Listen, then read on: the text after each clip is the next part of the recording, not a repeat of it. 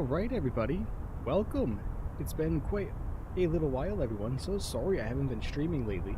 First announcement I am going to make is we will not be having a camera today, everybody. Just so you guys know, I made some rearrangements to my desk setup, just really haven't quite had the time to get my camera hooked back up and working and ready to go for streams. So no camera today everybody, but anyways, thank you everybody for joining in. Looks like we have you Avia here. Oliver, welcome my friend. Noob's girlfriend, and one of my mods. That looks like that is one of my mods changed their names. Don't quite know who that is based on their picture. Imagine that might be Foot, possibly. Anyways, welcome everybody. I'm Foot, changed my name. Yep, figured it. But yeah, look what's right in front of us, everybody. The lovely Douglas DC-3, currently sitting in American Airlines flagship Detroit colors, and that's very fitting because we are flying from Buffalo Niagara International Airport in Buffalo, New York, heading to Detroit, Michigan, everybody, and then from Detroit we are going to Battle Creek, also in Michigan. First leg is going to be about 200 or so. What's the air distance? Let's just take a look. Let's just look at our flight plan here and see what we got. Our total air distance is 307 nautical miles. So in this airplane, that's going to be about almost a 2-hour leg, everybody, for the first one. Just to let you guys know, the second one is going to be a little bit faster. Armor, what's going on, my friend? Welcome. He said, good evening. Was not yesterday you take a long time to learn to fly the DC-3? Not really. You know, DC-3 is something that I've been flying for a while, and you know, really it's just managing the engines and trim controls for cruise and everything like that. But once you kind of learn how that works and getting your temps all set up and ready to go, it's pretty standard. It's a very easy airplane, very forgiving, very easy on the controls, and flies kind of like a regular old Cessna sometimes, if I'm being completely honest. But anyways, let's go ahead and do a quick little walk around of the airplane, shall we? Let's get right along the front here. Look at that airplane looking absolutely fantastic. The bare metal shining right in our faces. Looking beautiful. Flagship Detroit. Let's get right up underneath here. Let's check underneath the gear. Let's just make sure everything's looking good. Look at that, product of the USA right there. What does that say? Oh my. I need to turn this down actually. Bear with me a moment, folks. Our drone speed. There we go. Should be good. What does that say? Let's get right up inside. Warning, high voltage when engines running, caution, of course, and ensure cylinder is discharged before removing for service. U.S. Army. Interesting. Probably C-47 textures up in there. Wheels are looking nice. You can come up to the other side here and see what's going on. Looks like we got the same kind of thing. Lighting switch box, junction box, everything's looking good. Caution, high voltage, another discharge bottle there. Another cylinder for something. Landing gear is all looking fantastic. We got our wheel chocks in. Let's take a look at our wings. Everything's looking good with them. Nothing looking damaged at all. Let's look at our tail wheel. Let's just make sure everything is looking nice. You like my bass guitar music? Well, thanks, man. You gonna go live more often now? Yeah, it all depends, man. I'm gonna make an announcement about that and speak about that as we get in the air, so everybody hold your horses on that. Just taking everything, just making sure everything is looking good here. Make sure there's no damage to the outside of the airplane. We have that classic American Airlines logo on the side of the tail. Continuing on now, let's just check the leading edges of these wings, make sure everything looks nice. We have, looks like a fire extinguisher canister outside, just in case we need to bring that to good use, getting these old radials fired up. Let's check our engines, check our props, make sure everything's looking good with them, which is looking like it is. Everything is looking good. Alright, I think we are good to go. Walk around is good. Why the tail wheel too small? On classic airplanes, I wouldn't really say it's so much too small. I would say it's more or less, I mean, it's a pretty good size, man. I mean, tail dragger airplanes like these, they don't taxi like your traditional airplanes, even though today you're going to see me taxi it a little bit different because this airplane, we are running the Duckworks mod. Just figured I'd bring that to everybody's attention. We are running the ductworks mod of this airplane, which does allow you to taxi just like you normally would in a regular airplane. You can use your nose wheel steering to maneuver your airplane on the ground. That's kind of what I've been using for this airplane here, because taxiing with the 2 engines and using multiple brakes, I don't have rudder pedals. If I had rudder pedals, I'd be able to do that, just only because I can assign a left and a right brake access, which would make turning the airplane easier, because this airplane turns using the engines and the independent brakes. So you know, not that I don't want to fly it realistically, you know, I do really, I would love to. It's just for sake of time and just overall smoothness of the stream, and I don't have a lot of experience doing that in that fashion. Flying the DC-3 with a rudder that you can turn on your own, independent from the engines, is just something I've always used to, so that's why we're going for that. But anyways, let's go ahead and get inside the flight deck, everybody. What do you say? Let's get the airplane up and going. Jumping inside the cockpit now, as you can see, we are flying the retrofit model, so we do have a Garmin GPS system here, as most DC-3s that you see flying nowadays will have this. So just so everybody knows, we will be using the retrofit model for today, just so we can have that Garmin to make our flight plans easier, to put in the, you know, just to make it easier. It's something we're used to, right? You going to live stream more for now? Yes or no? I thought I answered that question, my friend. I was going to say I'm going to make a statement about that in just a little while. And I've talked about this before. You know, whenever I go live, depends on just how busy I am with work and my personal life, my friends. You know, this is not my YouTube channel is not my main focus. It's not my main career goal. My career that I'm currently working in now is my main career goal. And as I mentioned a couple weeks ago, or about a month ago, the last time I streamed last, I'm going to stream as much as my schedule allows. You know what I mean? Burner, what's going on, my friend? He says, hey, Mike, cold, ain't it? I know, right? Looks like we're sitting at 6 degrees Fahrenheit right now. Currently, where I am located, we were at about negative, I forget what it was this morning, negative 13, negative 11, something like that. Yeah, crazy. Crazy, crazy. All right, so let's go ahead and come up top. First thing we're going to want to do is we're going to go over here, make sure we have our battery cart selected here, which we do, and bring this up to the battery cart, up to deploy. There we go. We can hear the airplane starting to come to life here. Our Garmin systems are coming up. Step outside. We can see our battery cart has been positioned right in front of the airplane here. And that's just to kind of get everything going and ready to go. We're going to get our position lights on in the airplane as well. And let's go ahead and take a look right at this Garmin GPS system. Wait for it to load up and start our preliminary flight procedures of getting our flight plan all entered and ready to go. Cold sky here where I am was 6 degrees. Currently 14. Holy, yeah. The wind last night was absolutely insane, man. We kept losing our internet and everything. Where's the yoke? Oh, wait, I have it hidden. It's right... Or is it over here? There is a click spot. I know there is. There it is. There's that one. The other one's over here somewhere. I get rid of the yokes just so I can see easier. Where is it? Where's the click spot? Come on, seriously? I thought it was in the same spot, kind of over here. Where's the yoke? There it is. Alright, there's the yoke, guys. There we go. But I hide it just to make it easier for me to see. That's all. I would like the modernized DC-3 to have the glass cockpit. Yeah, that'd be pretty cool. We'll get those eventually, I imagine. Alright, let's get all this set and ready to go here. The next thing we need to do, or the first thing I'd like to do, is come up here to our fuel and get our fuel all entered in through the weight and balance menu. Looks like today we are taking... on our block fuel, 2,515 pounds of fuel. Just got to enter that up just a little bit more. 2,515. That's close enough. And for our payload, looks like we are taking, for the amount of payload in general, 4,140 pounds of payload. So that is quite a hefty load. 4,140. So that's damn near almost 1,200 or 1,400 pounds away from the maximum takeoff weight of this airplane, but that'll be fine. Should have no problems. Let's get our flight plan all set up now and ready to go, shall we? Remember to hit that like button on the stream for me, everybody. If you wouldn't mind so, do me a favor. That would be absolutely awesome. Hello, Mama. Welcome. Nice to see you. Thank you for being here. Love you. Flying the PMDG Boeing business jet from Van Nuys to Nebraska. Around 85 nautical miles from top to setting. Nice, burner. Enjoy, my friend. Hopefully you have a good landing. I am praying for you. All right. Let's get our flight plan all entered in, shall we? Come over here to our flight plan button, hit the push for the cursor, and let's get going. We are leaving KBUF, K Kilo Bravo Uniform Foxtrot.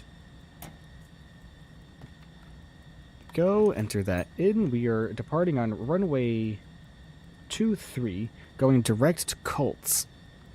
Not like those Indianapolis Colts. Poor Matt Ryan, huh? Wonder if his career would have been better off with the Falcons, or if he would have stayed. Or if he would have moved on, rather. Oops, oops, oops. Man, I hate this thing sometimes. There we go. I know that this is something I would do better in person. Isn't that sad? There's just something about using a computer from a computer. Alright. Colts. There we go. Lovely. From there we're going direct to Jiggy. Or Giggy. Oops, oops, oops. Whatever you would like to call it. Jiggy, Giggy. Anyways, it's Golf. Golf, India. Golf.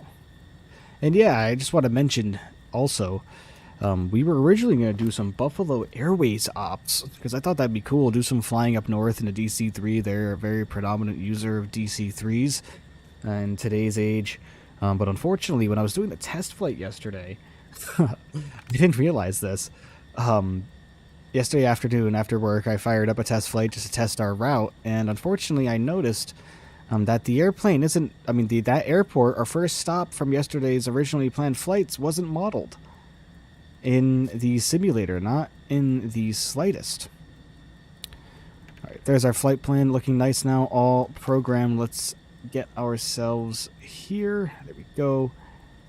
Looking nice, and let's give ourselves a little zoom out here just so we can see exactly where we are going.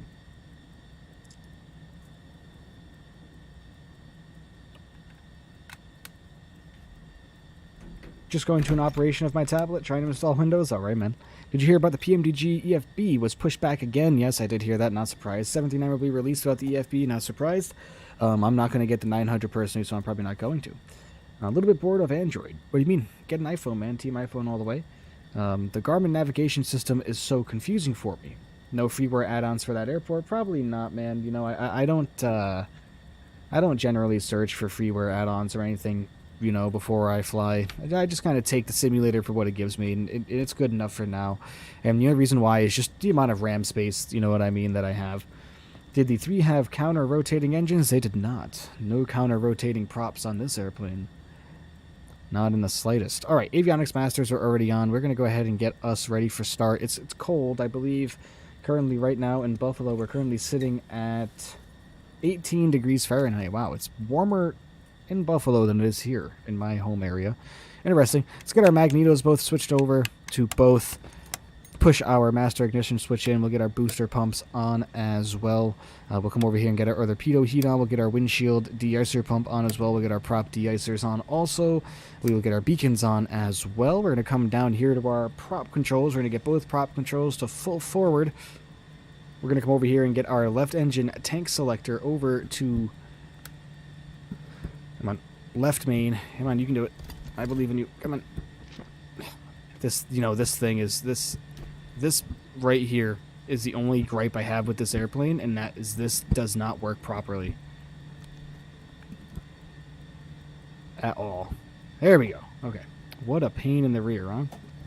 Get this over to right main. There it is. Wonderful. We are almost ready to start our engines. We're going to come over here and get our right-hand engine starter first. We're going to bring our energizer down to the right-hand position. You're going to hear the energizer getting going.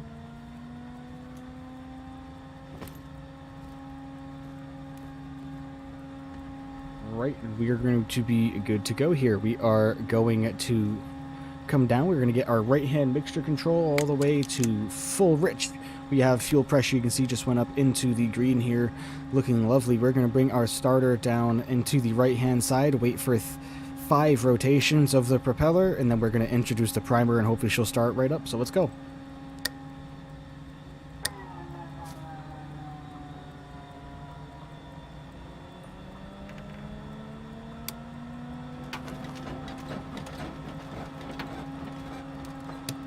She's cold out. Might take a little bit.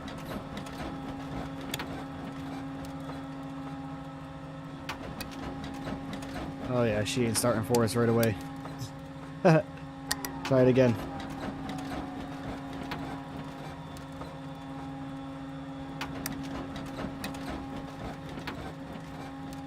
Come to life for us. There she goes. Oh, and she stalled out on us. Alright, we almost had her. Let's try it again. Add a little bit more fuel. It's cold out. Let's try it again, shall we?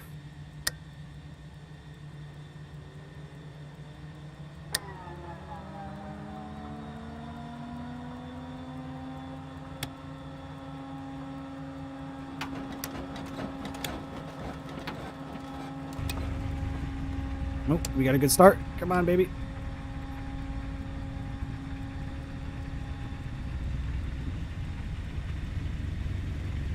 Alright, we got to start. Engine 2 is started.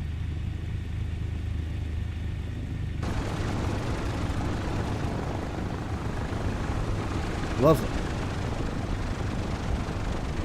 Alright, let's get back in the flight deck here to get her to warm up a little bit. We are shaking like a Sith here. It is very cold outside. Hopefully our engines will stay running for us. Looking lovely so far. We're going to come up, we're going to get our left-hand engine started. Now we bring our energizer up to the left-hand side.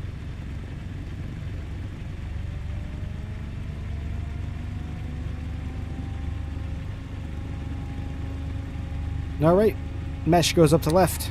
5 rotations, 1, 2, 3, 4, 5. Introduce primer.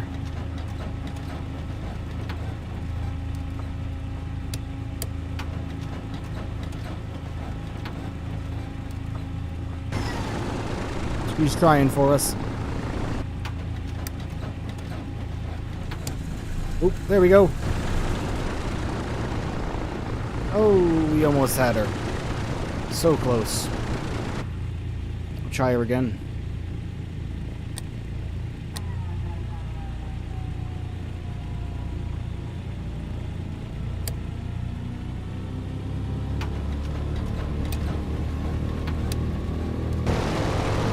There she goes.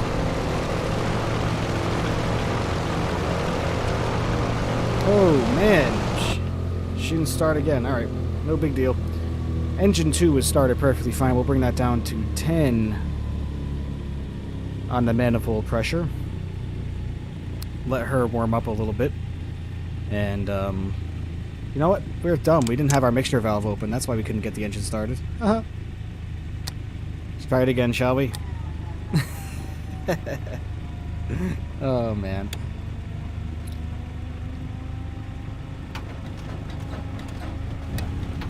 There she goes.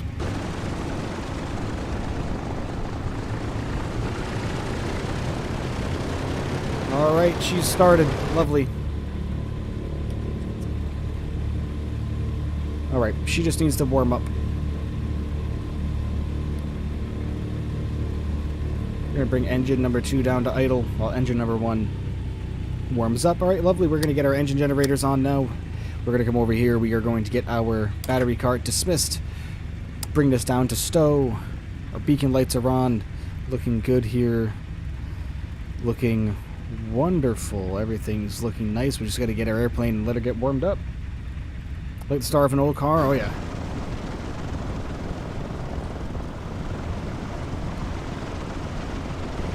Go ahead and get some views of the engines working. Just make sure we don't have anything weird going on here.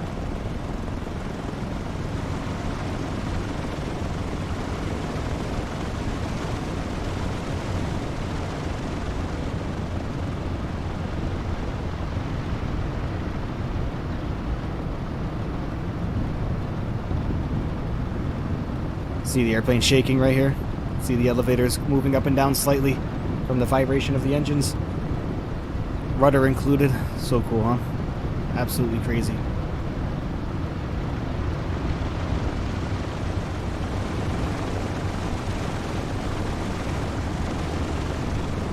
Okay, let's get back in the flight deck here. Let's take a look at our engines, shall we? How are they looking?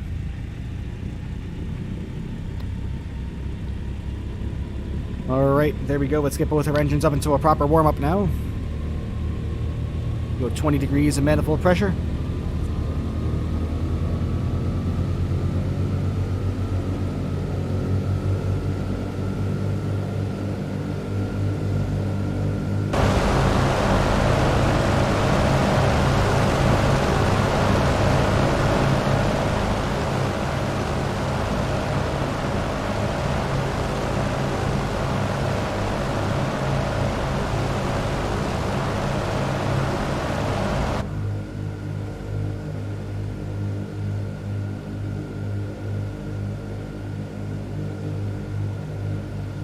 Alright, let's bring engine number 2 back down to idle.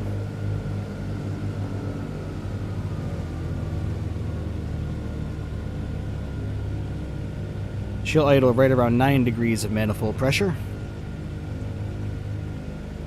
Let's wait for our temps. We already have our cylinder temperatures are in the green.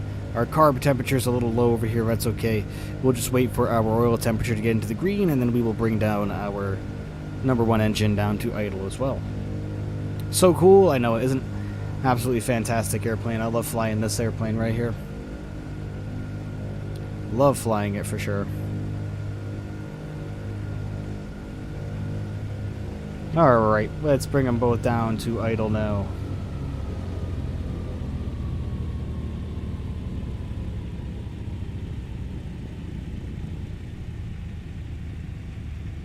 We'll bring our mixture levers down to auto rich.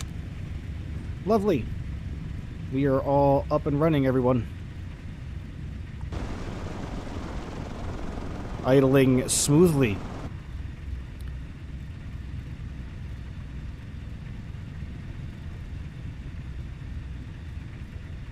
Get our taxi chart up. We are departing runway 23. Should be nice and simple to get to. We're going to taxi straight ahead here, bang a hard left-hand turn on taxiway Papa, bang another left-hand turn onto taxiway Quebec, cross runway 14, hop on to taxiway Delta, turn left on the taxiway Alpha, follow that down to runway 23. We're good. Hey, Kelly, nice to see you. Thank you for being here. Appreciate that, as always.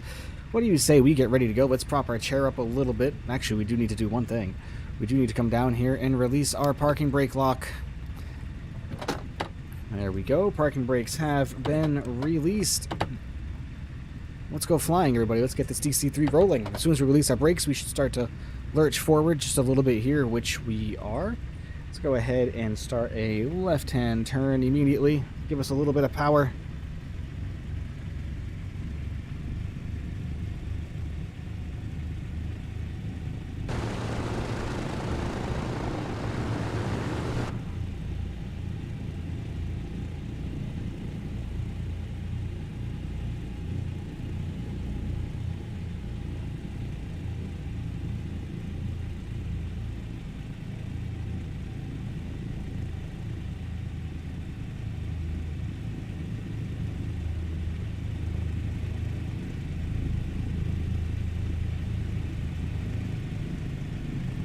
Taxiing these airplanes, these older airplanes, especially the tail draggers, can be a little difficult. But you get used to it fairly quickly. Oh man. Fun stuff. Cold enough for you today? I know, right? It certainly is, believe you and me. Alright, we're going to come over here. Next thing we're going to do is we are going to get our cowl flaps, which we should have opened already. We're going to get those to trail.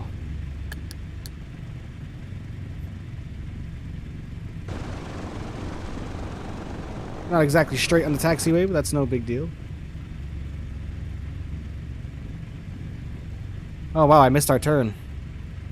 No big deal. We'll take the long way, everybody. We'll take in the sights of the airplane.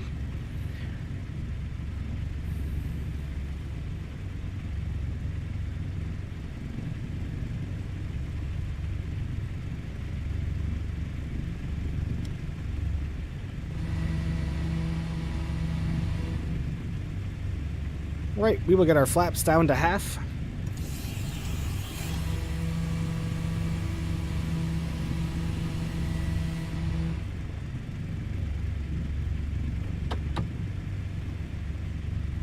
gonna cross runway 14 here.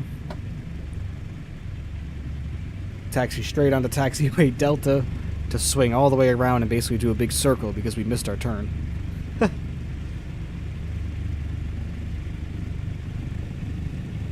Give us a little bit of power here.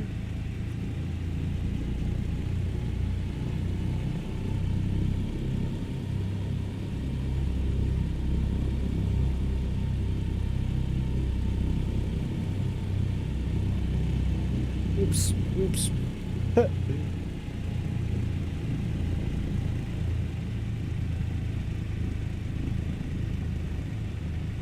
Still getting used to this airplane. A little challenging sometimes.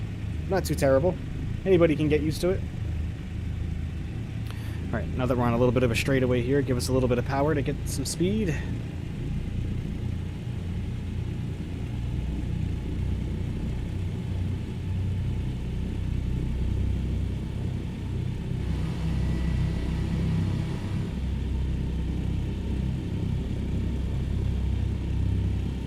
We're going to follow this straightaway all the way down until we turn left onto our departure runway. In the meantime, if you guys wouldn't mind, please go ahead and hit that subscribe button. Would really, really greatly appreciate that.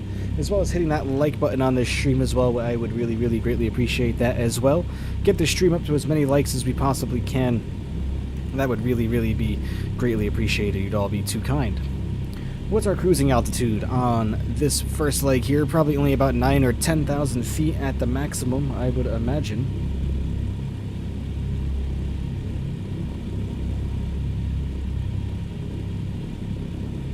Looks like our cruising altitude is 10,000 feet. Alright. And we're going to be hand flying the airplane for a decent amount of the day.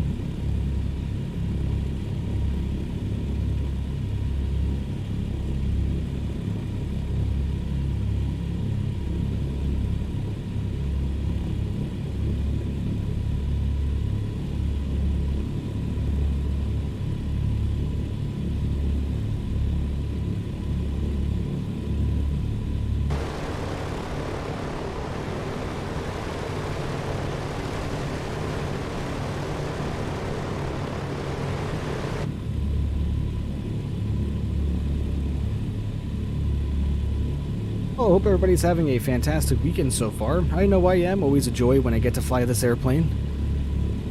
It's one of those airplanes that I've always wished we had a proper rendition of. And you know, this one isn't perfect. I had to install the Ductworks improvement mod on it. You know, that's to be expected, but you know, this is a lot of fun to fly so far. The airplane flies so nicely, and it really is charming, and it's very fun. As old and as primitive and as slow as it is, it's fun still.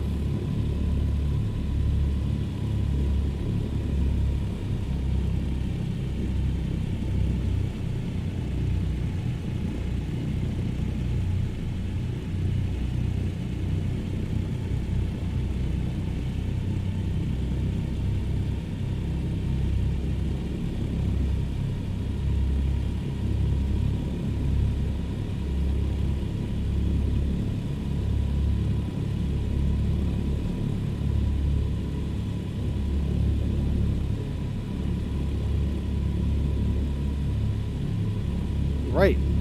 Sorry for the long taxi, everybody.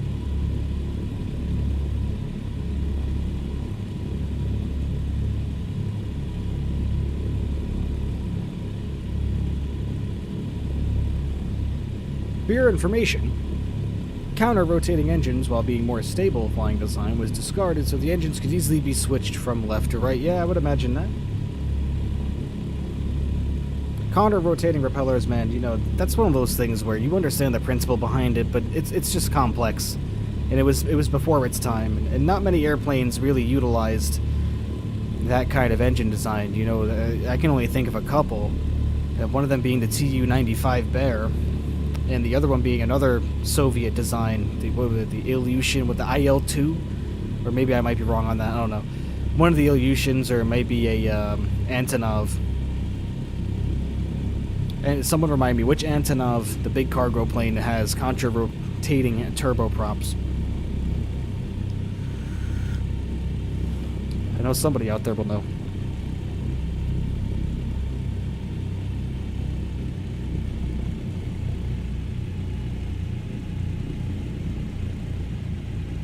All right, coming up to our runway here.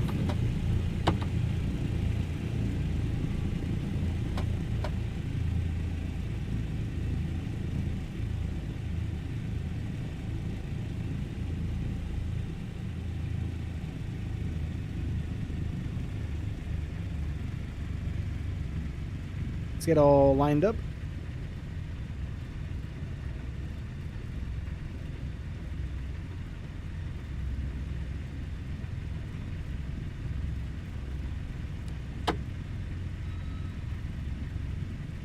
All right, let's get all nice and straight here. Lovely, lovely, lovely. Let's hold our brake in for a minute. Let's get our manifold pressure right down to about 9 degrees. It's about right where we want to be for a proper idle. Let's just go ahead and get our landing lights on now. Looking good there. Lights are bright. Pitot heaters are on. Looks like we have prop ice on. We're probably going to end up turning our de-icers on, but I think we are already set with that. Yep, looking good. All right, let's go, everybody. Enjoy the departure in the lovely DC-3. It might get a little bit loud, so if you can't hear me, I apologize in advance. Let's zoom this in a little bit here. Lovely. Enjoy, everyone. Bringing our throttle levers. We're going to bring her slowly to about 40 inches of manifold pressure. Let's just check our props. They are sitting fully forward. Yep, our mixture control looking good. All right, let's go, folks. Enjoy.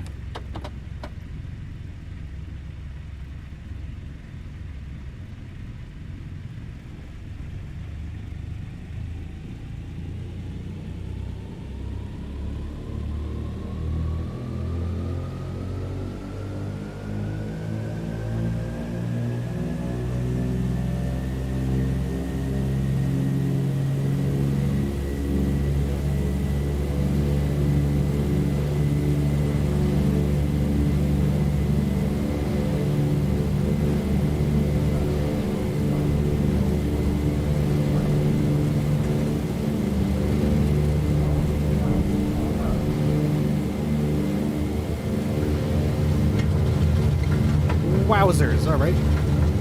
Easy now, airplane. Oh, we're gonna lose it. No! Yep, we lost it. I screwed up. No big deal. Never mind that, folks. I did something wrong. I didn't set our trim. No big deal, you know why? Because we're just gonna do this. There we go. Whoopsies! You know why? We gotta come down here, and we gotta do this. Oh, yeah. There we go. Let's try that again, shall we? One more time.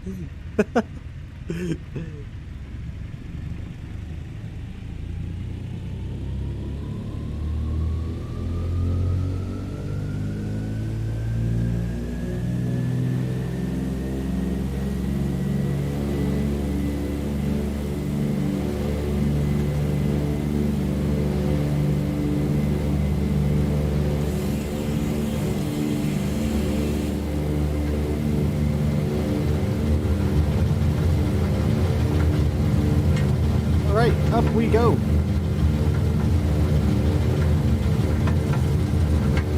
Get our gear up.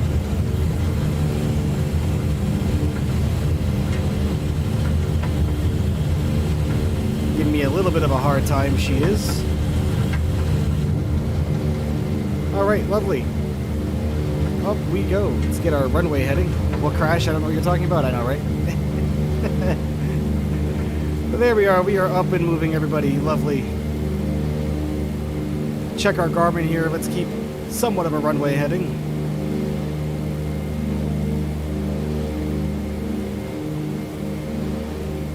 Good job, V. Thanks. Forgot one little thing. That's okay. Alright, let's get to our normal seated position here. Zoom out just a little bit for us. We're going to start a right-hand turn. We are up to speed now.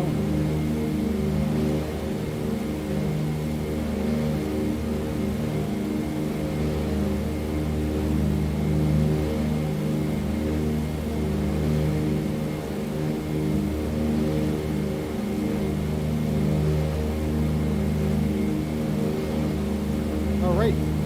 Awesome. Still hand flying the airplane as we speak. We want to shoot for about a 500 feet per minute climb rate initially. Well, no, let's aim for about 1,000. 1,000 should be good.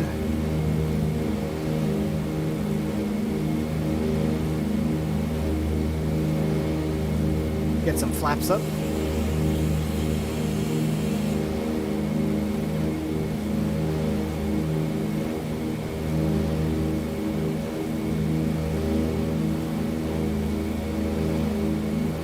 What's going on, my friend? Alright, turn down the simulator volume here. Alright. Get our prop control down a little bit.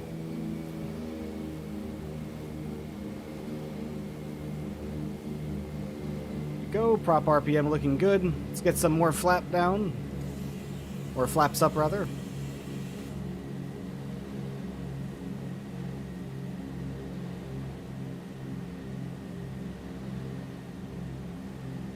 And flaps clean. No biggie, it happens, yeah. Especially with old airplanes like these. This airplane is not perfect by any means. Anyone that has flown the Aeroplane Haven DC-3 and Microsoft Flight Simulator knows that, you need the Duckworks mod. Absolutely. But alright, we're going to turn left to become more on course. We're going to shoot for about 1,000 feet per minute on the climb rate here. We're going to get us over, and because we are using the retrofit version, we have autopilot, friends. So we're going to come over here, we're going to get autopilot turned on, given the airplane will stop bouncing around. And we're going to get our altitude set to 10,000 feet. We're going to go for about 1,000 feet per minute, like we mentioned. And we are turning right on course as well. Awesome. One cool thing about having the retrofit model is that we can actually have autopilot, and these new glass cockpit DC-3s have that to begin with. But alright, lovely.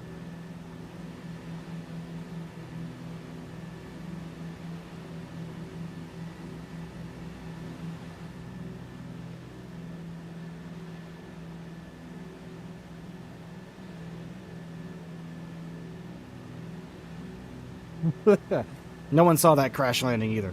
We're not going to talk about that. What is our airplane having us do? Good grief. What is going on here, man? Good God. You know, I knew I was going to regret flying this airplane at one point. Look at this. Look at this. Look at this. What is going on? My goodness. I knew it. I knew this was going to be a bad idea.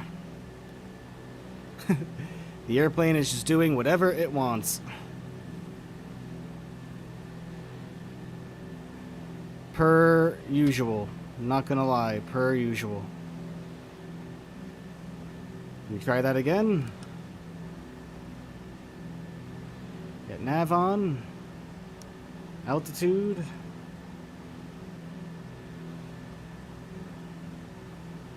1,000 feet per minute. There we go. There was no crash, exactly.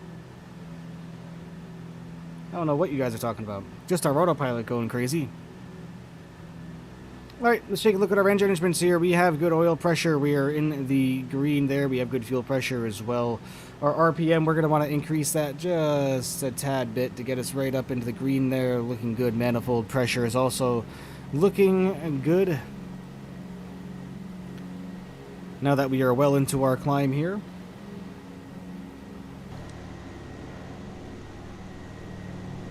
Very cool airplane, despite a little snag in the beginning for me forgetting to set the elevator trim. Actually, let me check my... Something just doesn't look right about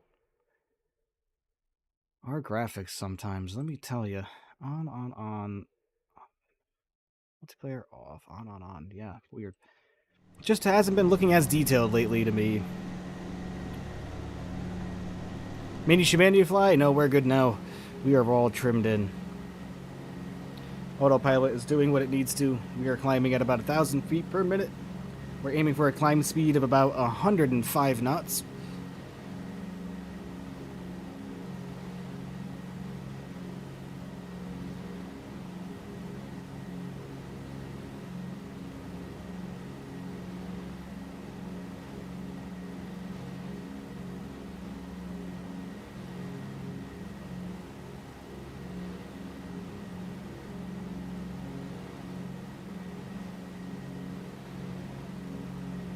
All right. Awesome. Away we go, folks. In classic American Airlines operations in a Douglas rather, DC-3. Flying the old birds, 103 knots on the ground speed. She's not very quick, but she'll get us where we need to go, I promise you that.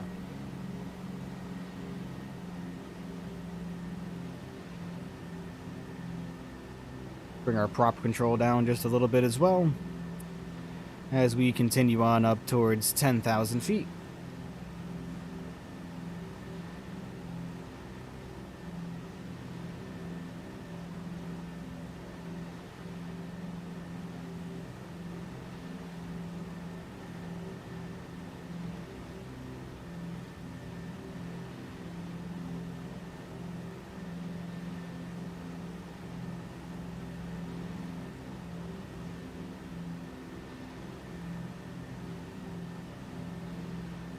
Alright, lovely. Away we go. We are just flying over, or flying past. What Great Lake is this? I forget. I don't remember. A Great Lake on the left of us here. I forget the name. Hold on. We will find out.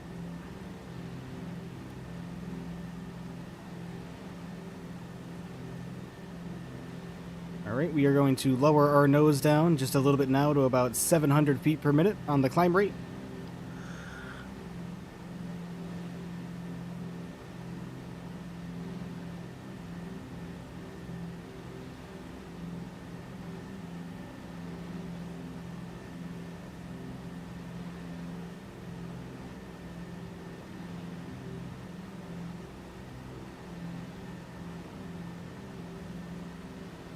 Looks like that's Lake Erie, of which we are flying past at the moment. Or maybe it's Lake... Yeah, it's Lake Erie. Yes, definitely Lake Erie. For sure.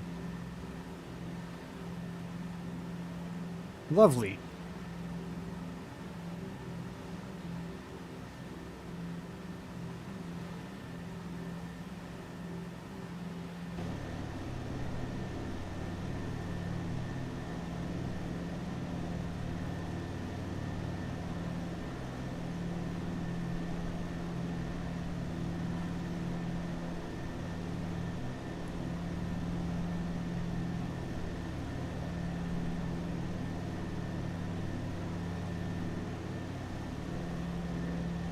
Remember, if you haven't done so already, please hit that like button for me on this stream. I would really, really greatly appreciate that. You'd be doing me a huge favor. Once we reach our cruising altitude, I will make an announcement in regards to the stream schedule.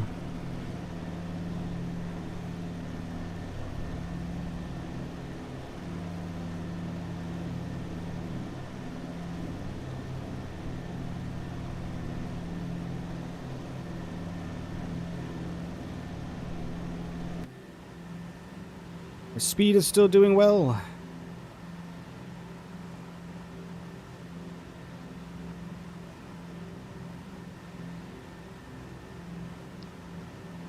We got to get ready to enter in our cruise power, which is going to be about 30 degrees of manifold pressure. We're going to bring our prop RPM down to about 2,000 once we reach our cruising altitude. Engines are running nicely. We have good oil temperatures here. Engines aren't overheating in any way, shape, or form on both sides. Same thing with the cylinder temps. Those are looking good as well. And we can bring our... Well, we're going to wait until we reach cruising altitude before we configure our engines. But there's just something I love flying these old airplanes. I mean, the only help that we're really getting between this, of course, obviously, is the autopilot and the GPS system here. We just reached our cruising altitude, so you know what that means. We're going to come down here, and we are going to be, like I said, we're going to bring our manifold pressure and our throttles right down to about 30 inches. So there she goes, right down there to about 30 inches. And then we are going to get our prop RPMs down just a tad bit here to about 2,000. There we go. That about does it. Cruise power is set. We're going to get our fuel mixture controls down here to auto lean. There they go. Awesome. Cruise power is set.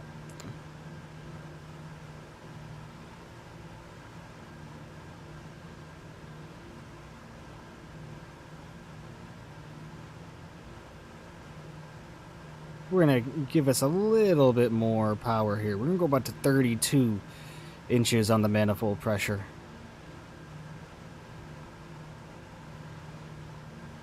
Spoiling you with those flybys? Oh yeah.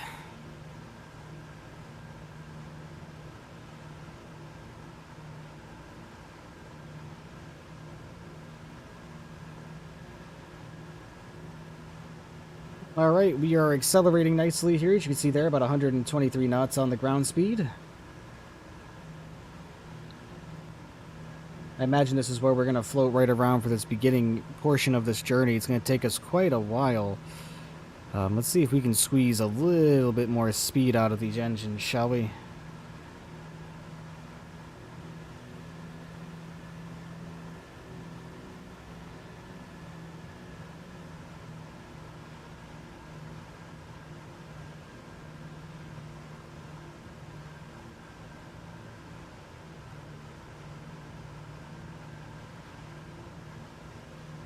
The airplane's getting blown around all over the place too. We got a good amount of wind up here, I see.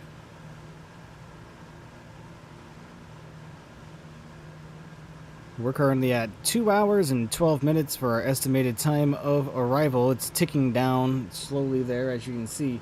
For whatever reason, our time to go counter isn't working up here on our FlyLiveStudio. I have no idea why. Let me see if I can't fix that for us. Oops, it would be good if I opened the right overlay, huh? Shoot.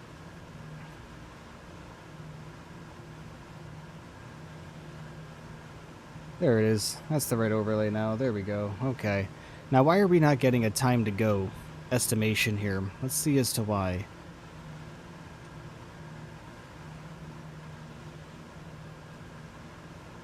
Why are we not getting the proper time to go? Time to go, text path.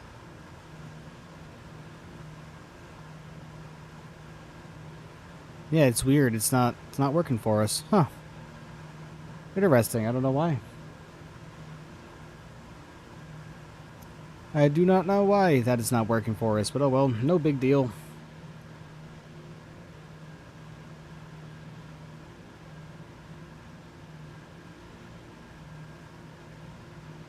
All right.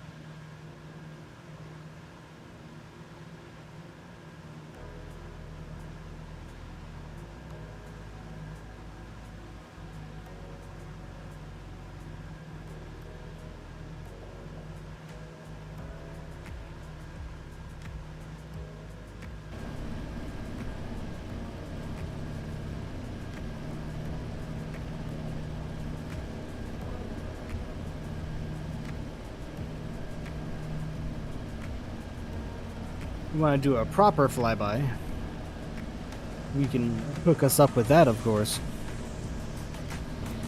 Get into showcase here.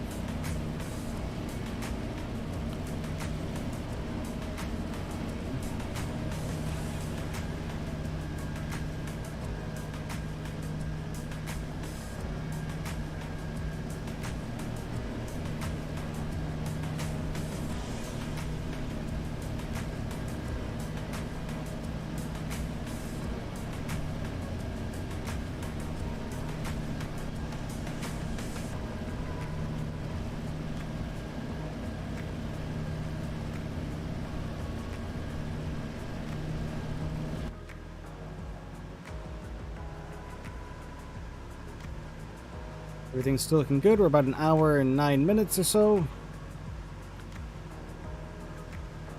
We're getting pummeled by some wind. It's kind of really what's taken us so long here. Normally we should be cruising a lot faster than this, but so it goes, right?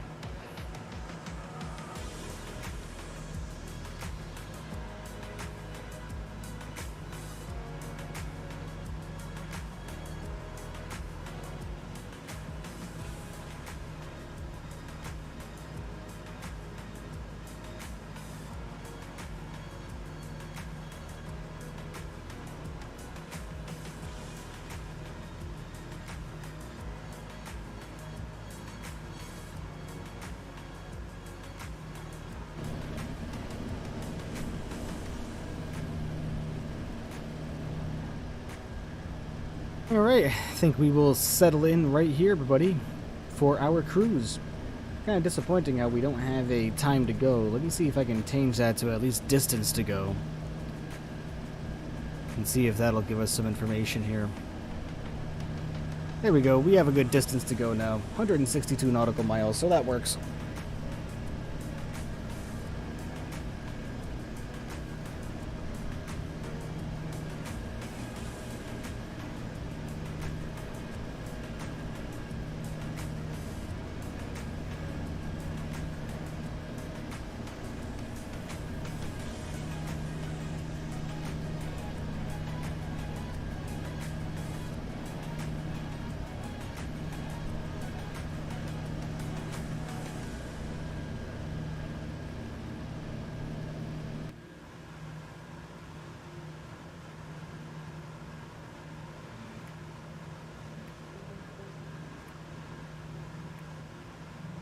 So how's everybody doing today? Everybody having a fantastic day?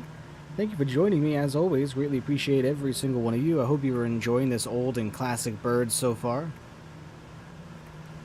How come you don't have your camera on? No, to be honest with you, I really just don't feel like having it on. It's a hassle to set up sometimes, and for whatever reason, I always seem to have struggles for it. I've got the best my neck hairs are standing up. Can't wait to stick the landing where we are going to try. That is for sure.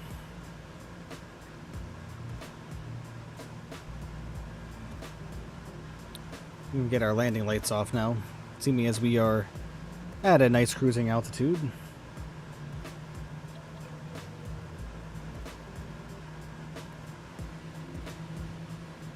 We'll stick right here for now.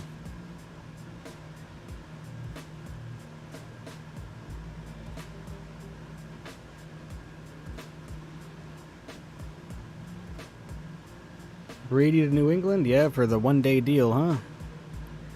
I guess Kraft was saying that he really wants him to go back for the one-day dealio, and I'm fine with that, obviously.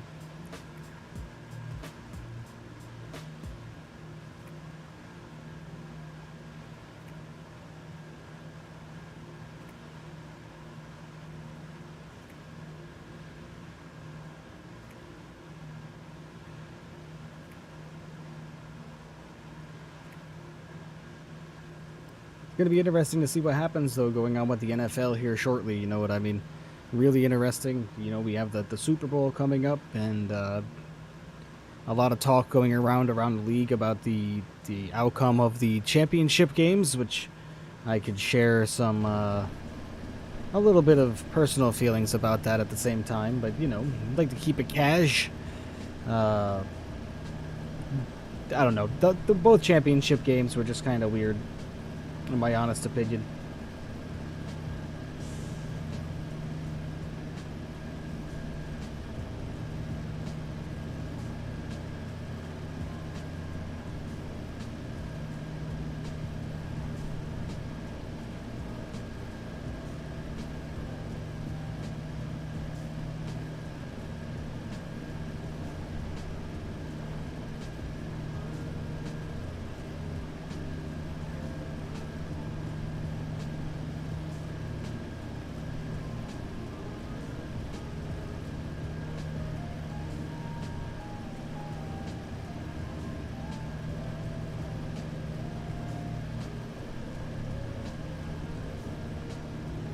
But anyways, now that we're at cruising altitude, everybody, I figured I would take a moment to address the big question that everybody's wondering about, and that's in regards to the streaming schedule. Now, one thing I want everybody here to understand is that I am a very busy man. My job keeps me very, very busy. I've started recently traveling a lot for work. Well, not a lot, but, you know, I travel every now and again, plus just the overall focus on my career, and that's kind of what I'm really focusing on right now. You know, this stream wasn't ever really meant to be a career of any sorts, you know what I mean? It was just kind of something that I started doing for fun, to share the joy of flight simulation. You know, and like I mentioned last stream, you know, like I'm going to try to stream as often as I can. And unfortunately, yeah, this was the first free weekend I've had in quite a little while to be able to stream like this, so I just hope that everybody understands that. And, you know, like I said, there's not going to be a defined streaming schedule anymore. But you will see something up in the announcements on Discord about as to when the next stream will be, or you can just come right over to the YouTube channel and take a look about the next scheduled streams. And if you can't handle that, then I don't know what to say to you.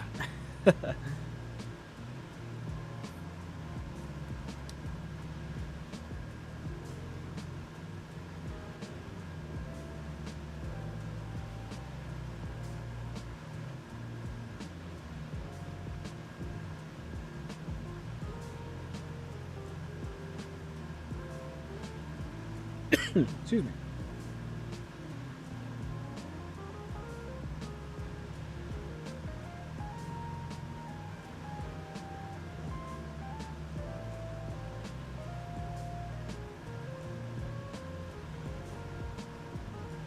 One thing about these airplanes, everybody, is they are not the fastest speed beasts on the face of the earth. You can see here, we're drifting right about 52, 53 minutes to go on our way towards Detroit. It's just a straight shot all the way across right here. She's a beauty, no doubt about that. Oh yeah. And we are really starting to pick up the speed a little bit. We got a quick little boost up to 156 knots on the cruise. Generally, this airplane cruises right around 140 knots indicated airspeed.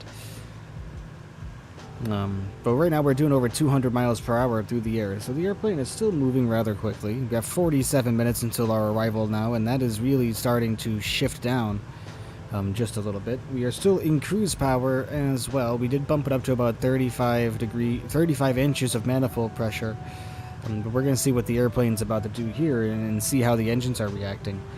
Coming down here, we still have really good temps going on. We aren't overheating in any way, shape, or form. Same thing with our oil temperatures as well. So everything is looking very, very nice. Well, we are actually going to bring this up to auto lead. Believe it or not, or auto rich.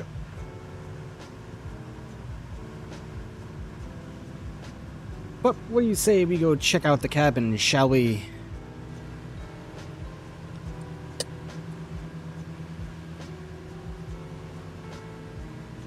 Alright.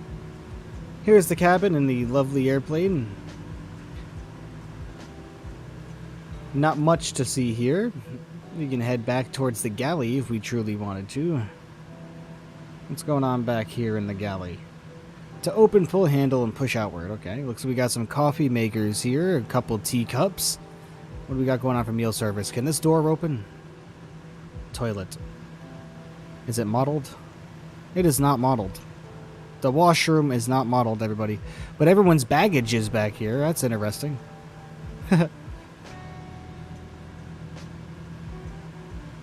Very cool. Very cool indeed. Let's check out the forward part of the cabin as well. There's our flight deck.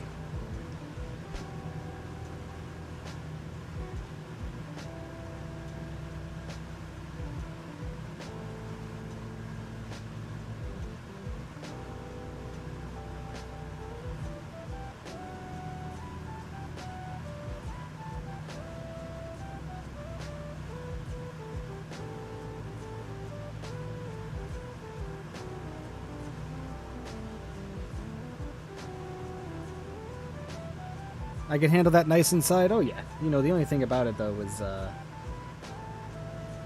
we know for a fact that this airplane is very, very noisy. Very noisy indeed.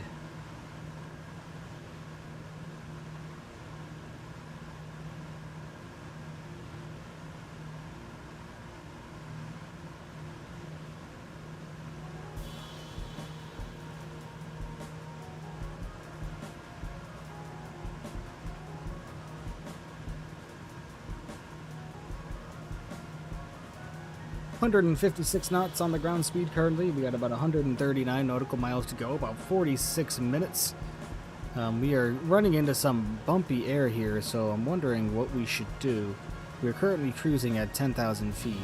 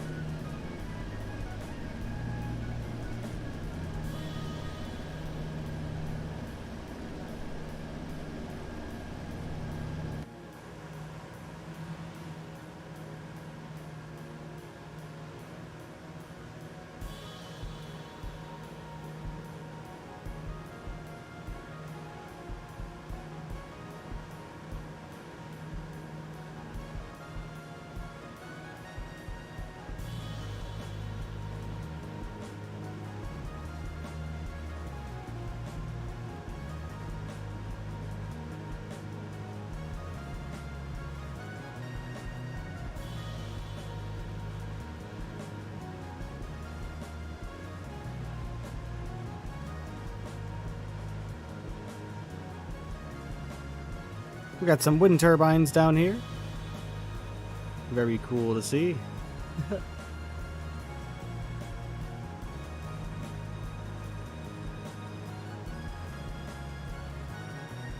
All right. Cruising and bruising, as I like to say. 133 nautical miles to go.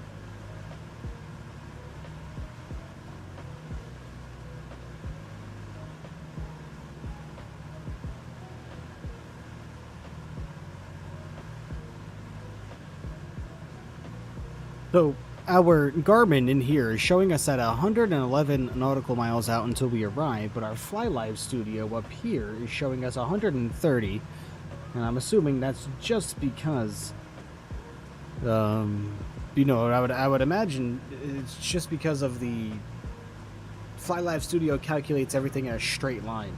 It doesn't account for your flight plan, which is fine. No big deal.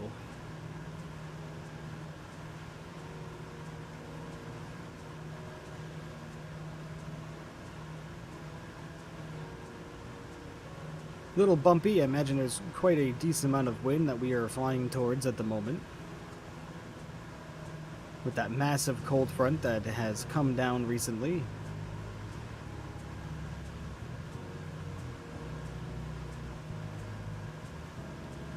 We are going to actually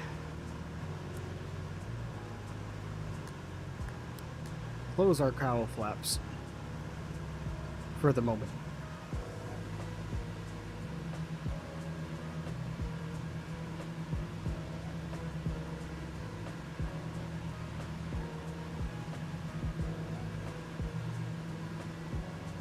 Remember, everybody, if you haven't done so already, please hit that like button on this video for me. I would really, really greatly appreciate it.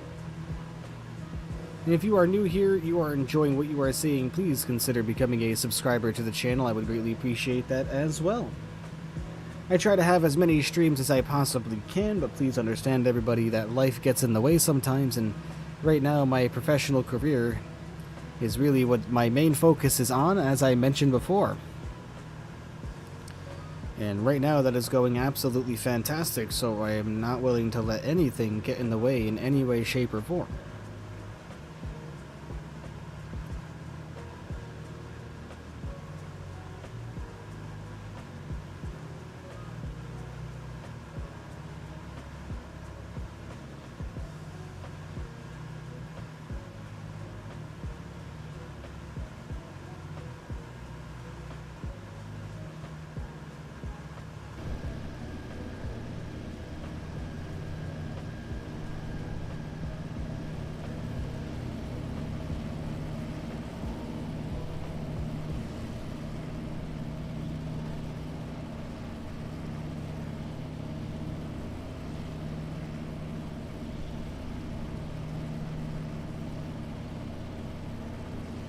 Excuse me.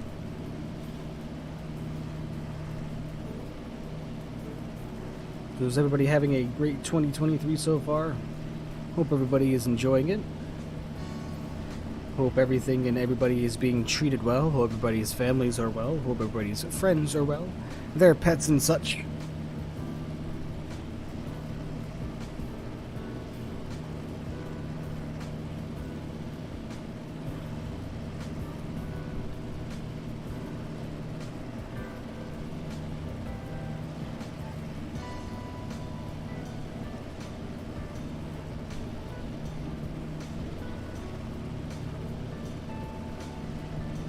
All right.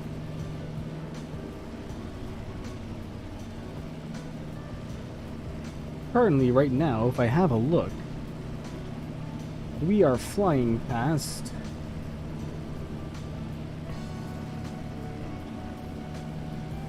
Looks like we just passed Denison Field in Simcoe, Canada. We have crossed over into Canadian airspace on the other side of Lake Erie. And we will be keeping that airspace until we reach the Detroit metropolitan area. So, flying over Canada, everybody. Technically, welcome to Canada, I suppose.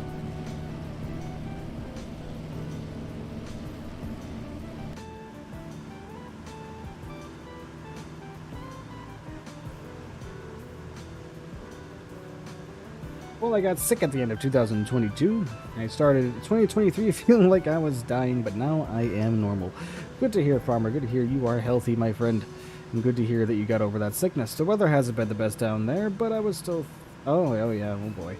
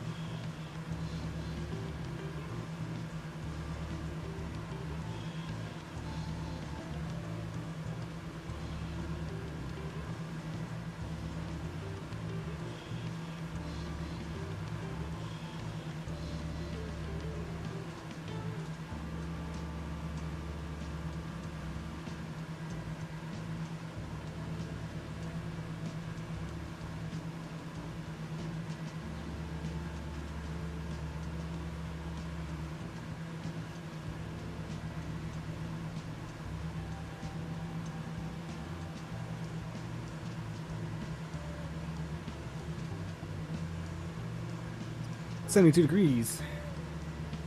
It's currently 6 degrees right now. It was minus 13 when I woke up this morning. Rhino, what's going on, buddy? Welcome.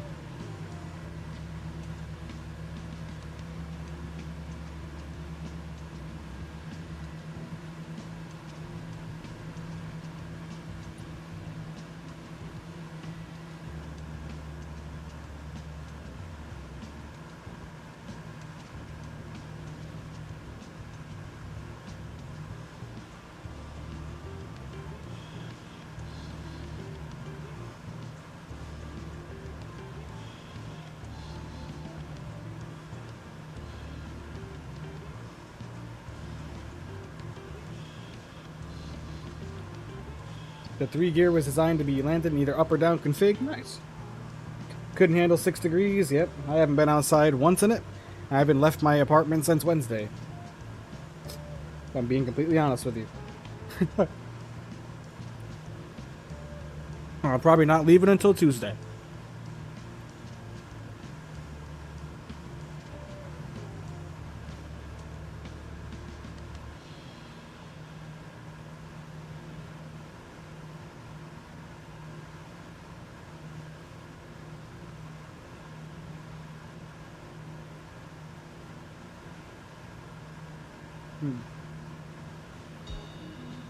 I was just surprised with a quesadilla from my lovely lady. Always good to have an in-flight snack.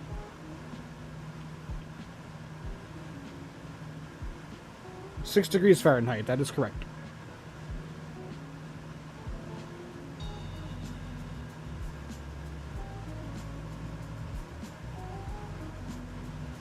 That's what, like minus 14 Celsius?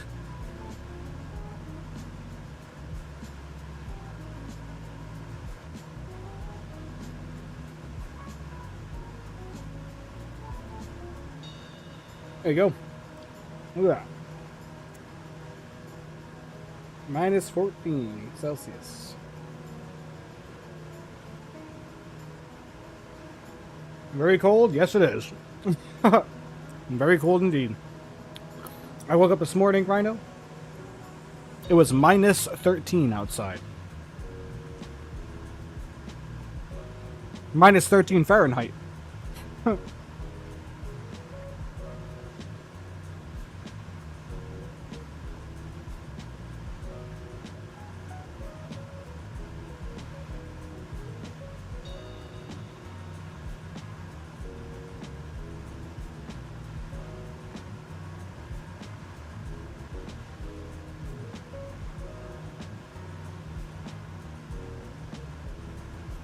Alrighty. F that. Yeah, we got our problems. We all got our fair share of problems. You guys have hurricanes and all that fun stuff. And the heat and old people that drive slower than you wouldn't fucking believe. And we get the cold. Okay.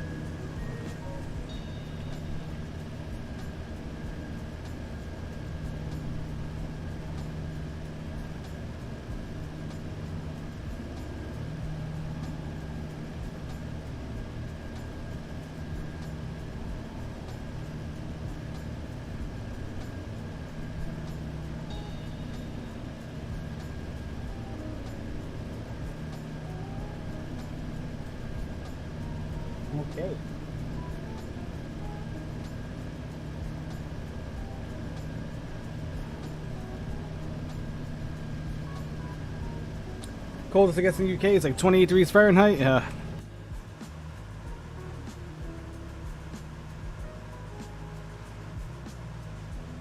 Wish that was the coldest it got here.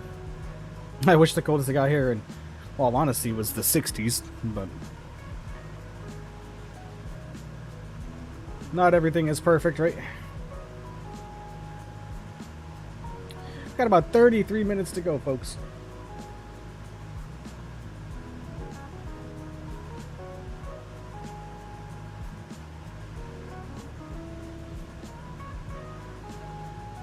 We are getting bumped around pretty good inside the flight deck as well. Bumped around rather crazy, if I'm being completely honest with you. The flight deck is modeled so well. So well. Oh my god. What song is this? Whatever it is, it does not fit the mood.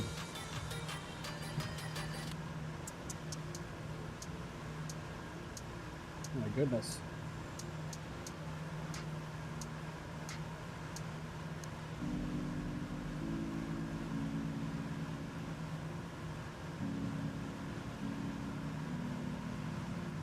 Be careful you don't fly into the China balloon. Yeah, right. Gosh. Get me started. I'll take hurricanes over the snow. We have a generator power in the pool.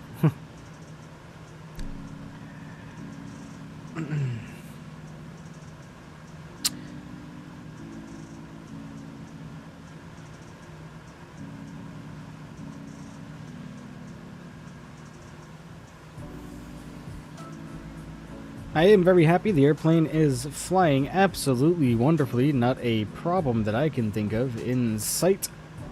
Engines are doing nice on their heat.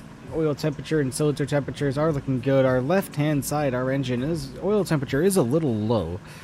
But I would imagine that's just because the amount of cold air that we have going on right now. Very cold and bumpy. What do we got here? Wiper hydraulic, Marquette, Model 30, Type 50 volts. Specs for the C-47, look at that. April 1943. Well, that's something, ain't it? This thing say the same thing? Yep. Cool. You know, one thing I heard was this airplane was supposed to have a little knob right here on the bottom that you're supposed to be able to click, and it's supposed to switch the airplane from having your Garmin system here and put your traditional compass in rad dials here. But I can't seem to ever get that to be able to pull up. There's no knob there to my knowledge. Got about 75 nautical miles to go.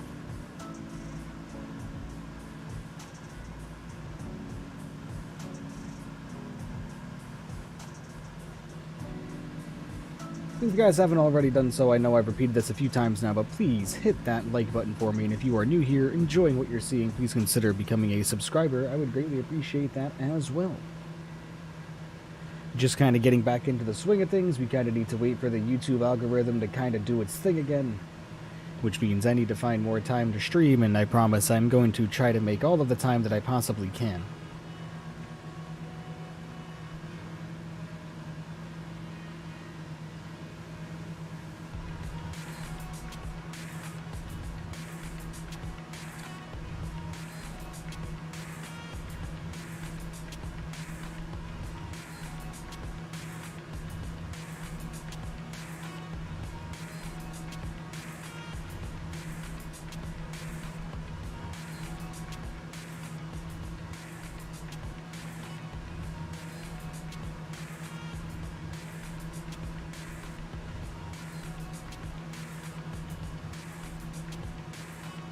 Bruins ain't doing too bad. Yeah, I saw that. Same thing with the Celtics.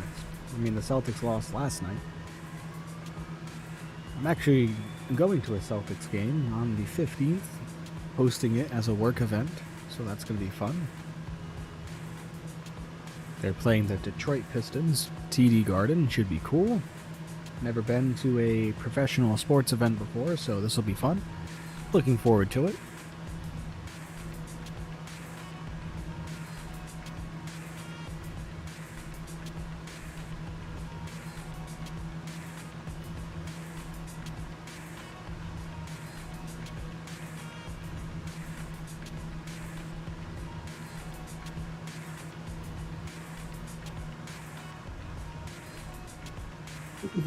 Still doing very well. Let's find out exactly what we're flying over right now.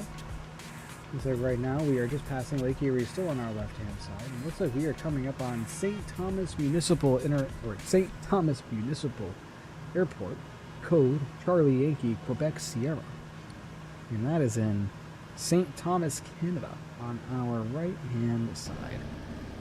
So just out here, we should have sight of that airfield. Here it is, right here. St. Thomas. Very cool. As we continue along.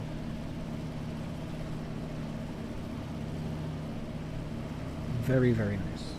That's one thing I love about these airplanes. Very nice. Super Bowl, you know, I discussed briefly how I thought that the championship games kind of were a little askew, you know what I mean? You have Patrick Mahomes, you know, they call him the magician and everything with the hurt ankle, and he goes from not being able to put any pressure on it at all on the next Monday to being able to full sprint on it you know, a couple of days later, which says a lot about his athleticism. Absolutely, but at the same time, a lot of those controversial calls and a lot of calls on both sides of the ball, and just, you know, the overall flow of the games, I feel, have just been very off lately, and who knows, you know what I mean? But as far as the Super Bowls go, or the Super Bowl goes, I hope Patrick Mahomes, or I hope the Eagles, Jalen Hurts, absolutely mopped the floor with Patrick Mahomes and sent him packing again. 3 Super Bowls, he's lost 2 of them, I'm fine with that. He is no longer in a positive or neutral ratio. And, you know, nothing against Patrick Mahomes or Travis Kelce or Andy Reid or anybody else. It's just they're not my team. And that's just kind of how I feel. I don't really feel the need to explain any further.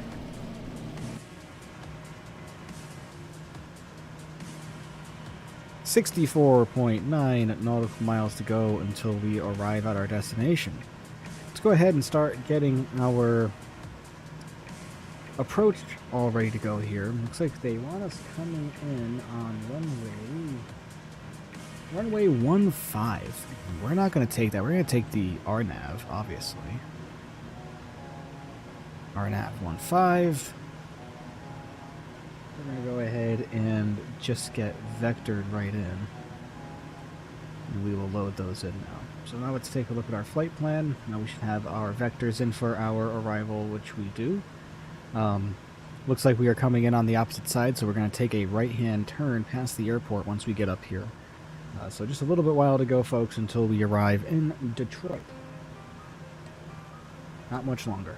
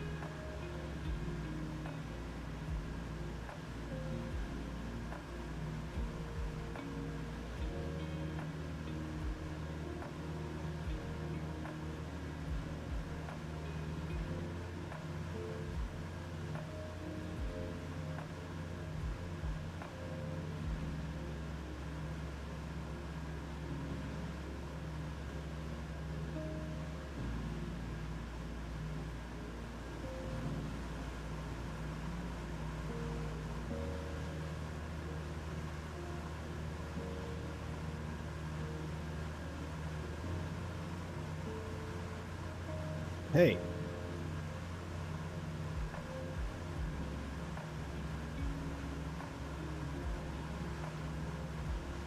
Let's see what direction we're going to have to turn here towards our runway. Let's pull up our chart. We already have our RNAV approach pulled up here. Looks like our final approach course is going to be 148 degrees. Looks like our decision height is 926 feet. And we got to be at 2,800 feet by the time we reach waypoint Bulin, which I imagine is in here somewhere. One of these.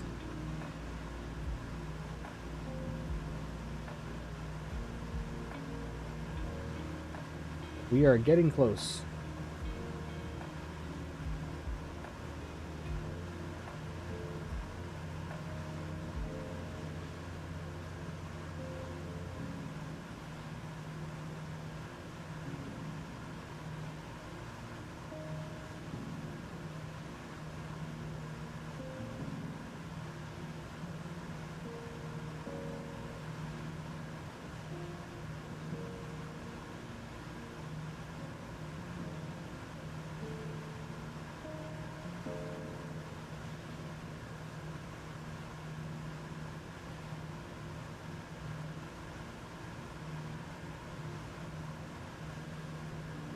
We start ascending in about probably 5 minutes or so. Down to an initial descent altitude of about, let's call it 5,000 feet or so.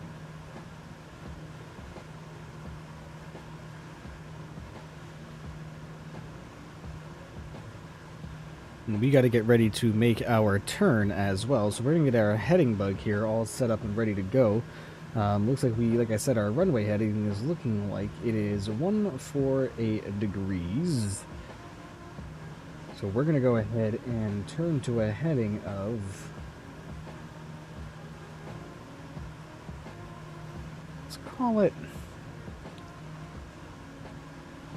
call it There we go.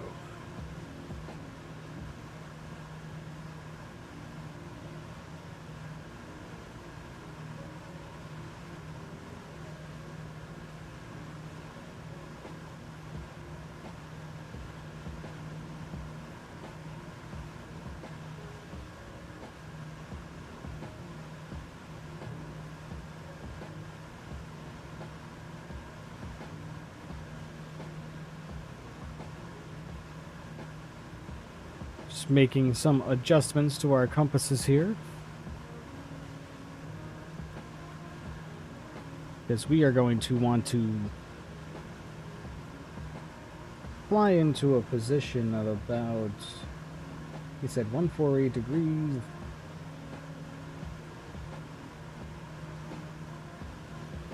We're going to go about for about 30 degrees should do just fine.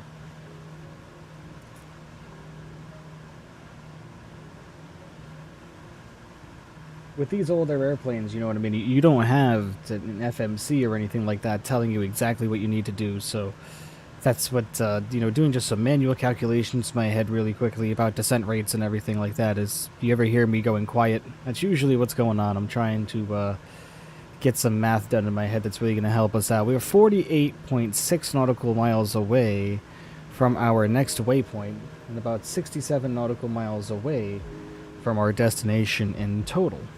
A drone of those engines? Oh yeah.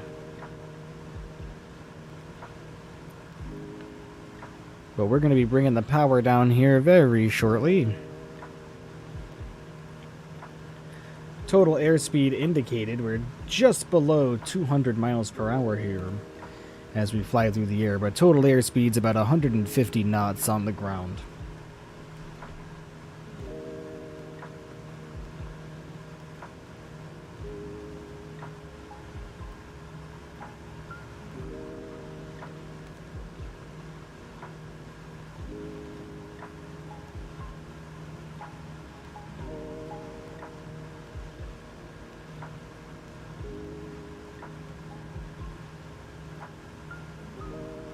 All right.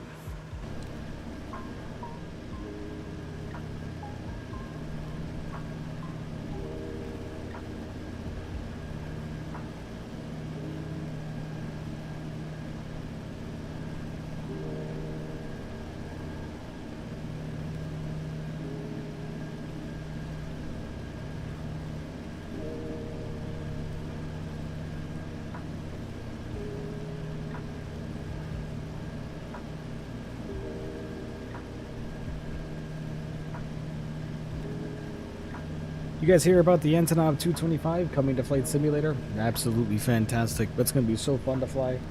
I am looking forward to that. It's going to be made by Any Builds, so we'll see in regards to the quality, you know. But that's looking like that's going to be very, very fun to fly indeed.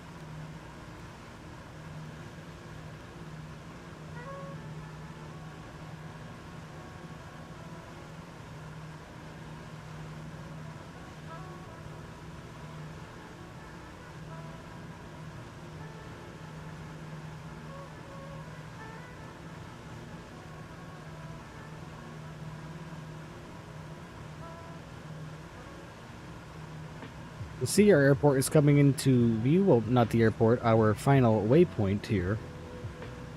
Here's our approach course right here that we need to follow to land. So we're getting there. A-Builds makes good aircraft. They have the EFB faster than the PMDG. So in regards to Indy builds, the only product I've ever flown by them would be the A310. You know, and the fact that I have only that to go based off of, you know, I can't really generate an opinion. So that's why I said, you know, like the quality of the airplane. I mean, we'll see. You know what I mean? I really don't know. So if it's anything like the A310, you know, I think the A310 is nice. I do think it kind of flies not bad, but I'm sure there's an improvement mod out there somewhere I haven't stumbled across yet.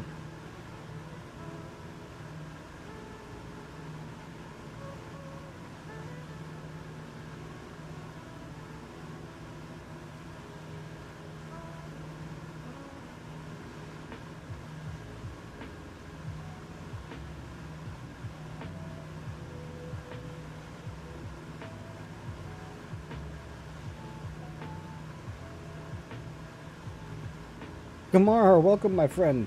He says, hi, Michael, long time. How are you doing today? I'm doing well, my friend. Welcome. Thank you for being here and checking the stream out. Greatly appreciate it. Yeah, it's been a little bit. I've been really busy with work and everything, you know, and that's the priority. So, really trying the best I can to stream and everything. This is the first free weekend I've had in a long time. I have the A300 on X-Plane, and that's one of the best aircraft. Nice. Okay. Civilian 3 had 7 windows, while the military had 6.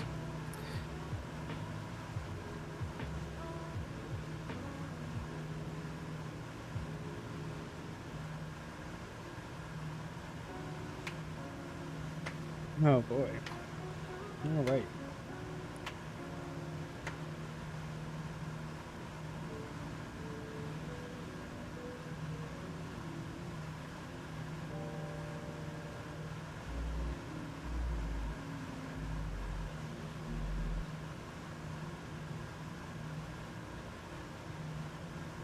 All right, this is going to be the last song, where music will be coming off, and we will start to begin our descent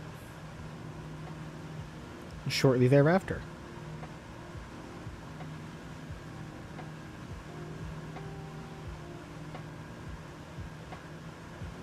But good to hear. I'll be getting back into your streams, not that you're stream more often. Yeah, you know, I'm gonna try. Like I said, there's not really going to be a set schedule or anything like that, you know. So what I would do is if you aren't a part of the if you're not a part of the Discord already, I would definitely take a look into joining. And anytime I stream, I'll at least try to give a few days notice in the Discord announcements section. Today was kind of like a last minute thing that I threw up.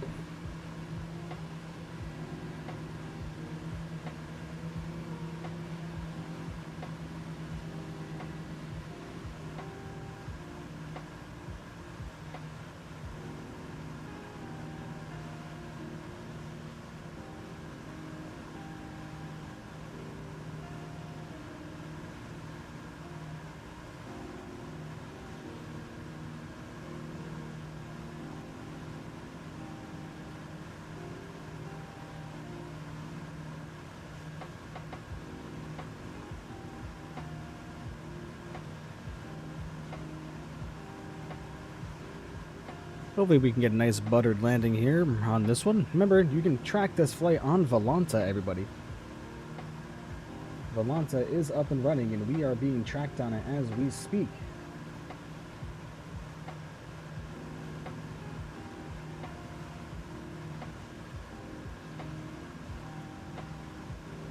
As we pass over Thamesville. Pleasantly surprised, enjoying? Well, good.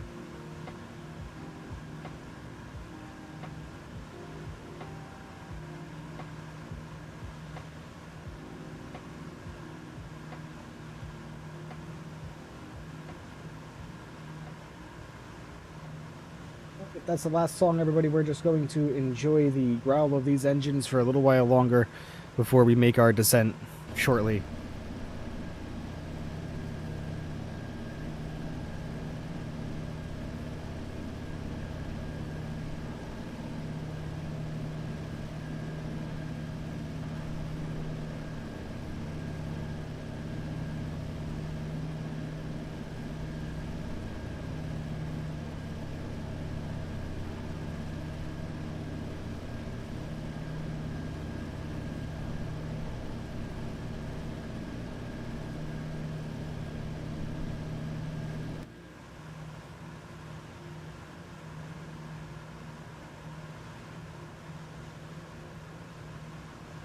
Still have 27 nautical miles until we reach our next waypoint here of Giggy or Jiggy, however you want to pronounce that. It's going to be entirely up to you.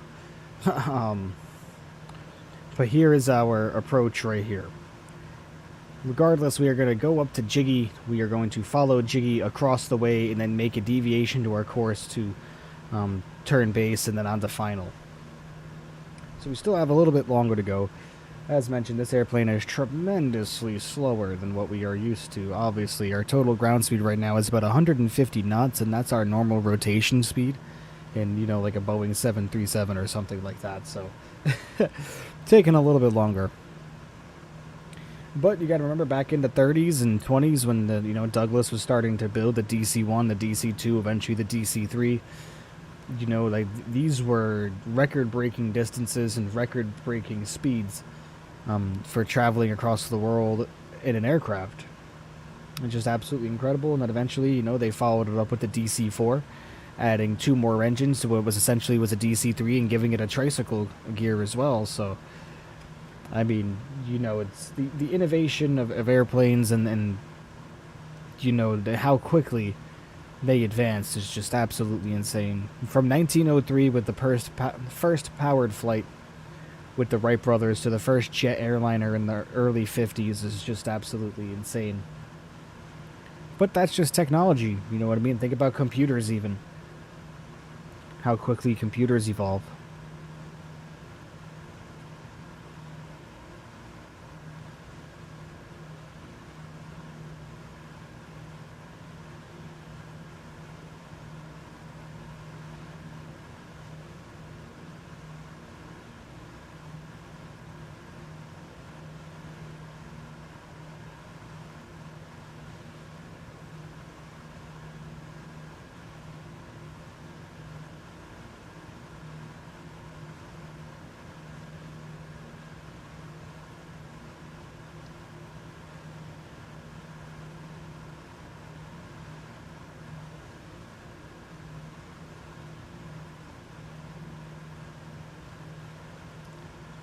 There's that body of water right in front of us here. I wonder what lake this is, or if it's even considered a lake.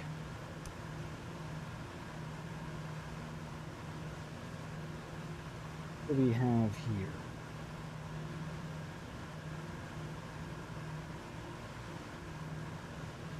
here? That body of water is not marked on a map. Interesting. Oh wait, it is right here, but what's...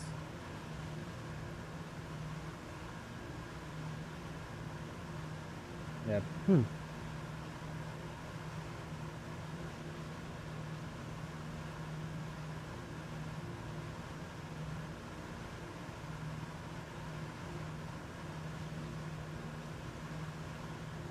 Yeah, I can't find the name of that lake, if it's even a lake. Interesting. Interesting indeed.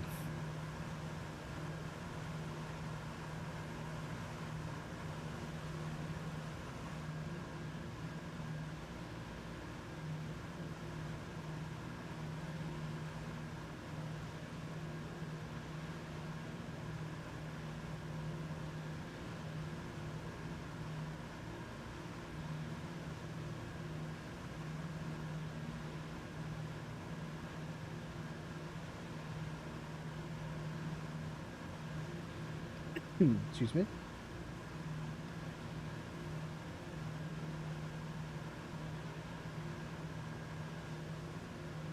Milk for Gilligan.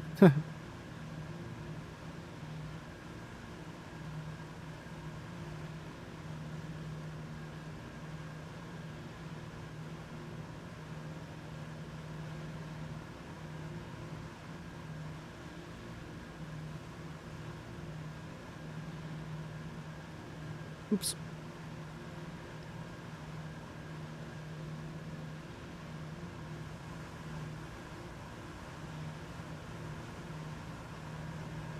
Got about 15 nautical miles until we reach the end of this waypoint here.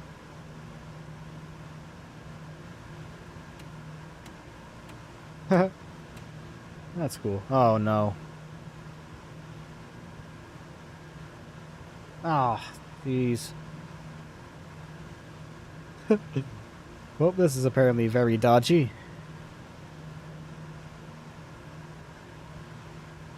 Okay.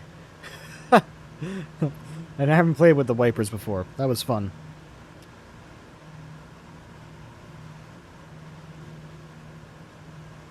Didn't want to get those stuck on, that's for sure. We're going to take a quick intermission, but when I do so, it's only going to be on the ground. We're not going to restart the simulator or anything like that, which is a gutsy move, but we're going to go for it.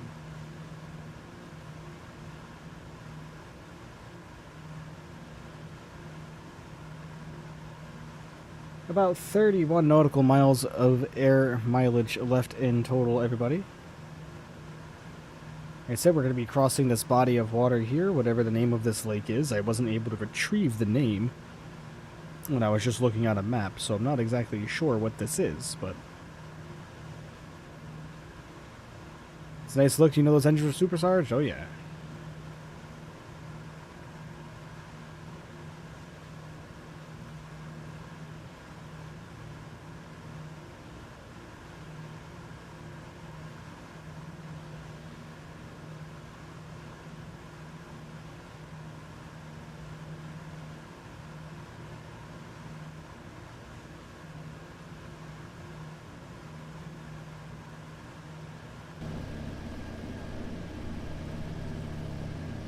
We can do something fun now. We can bring our camera into showcase and let's get the speed turned up a little bit here, and then what we will do, I'm gonna flatten this out, get away from it here, get nice and far away, right, and then turn off drone follow mode, and here she comes.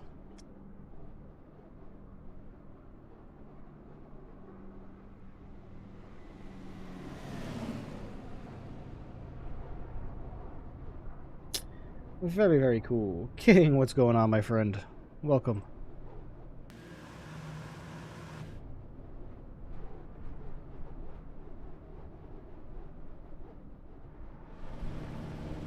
Go get that reset, and let's go back to the cockpit. Okay.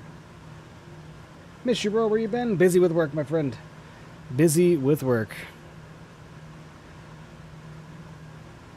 W's, what's going on, bud? I can do 3 1.5 hour flight without restarting my sim, my computer. Nice.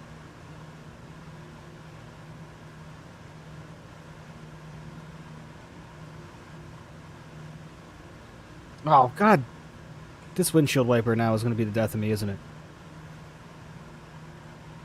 You know...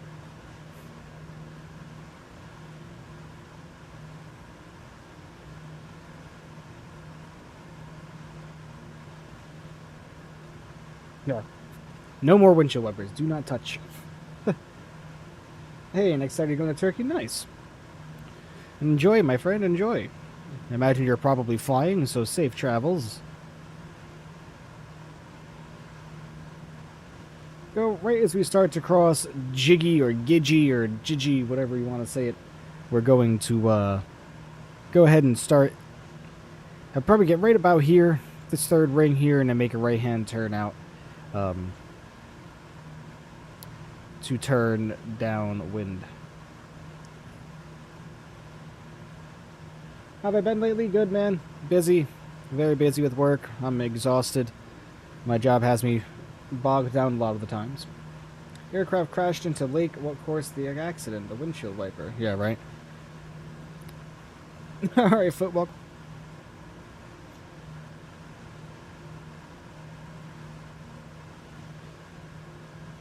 Where's the autopilot in the DC-6? No idea. I have not personally flown the DC-6, my man. The DC-3 in the retrofit version, it's right here. I haven't really perused around the non-retrofitted version yet, just because I would rather fly with modern technology.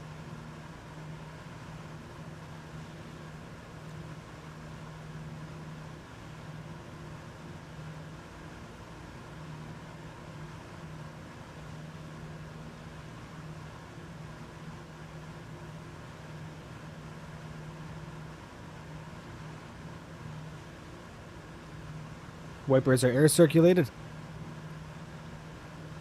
Excuse me. It says here that they are hydraulics, but probably a hydraulic through air? I don't know. Hydraulics do need fluid, and air is a fluid.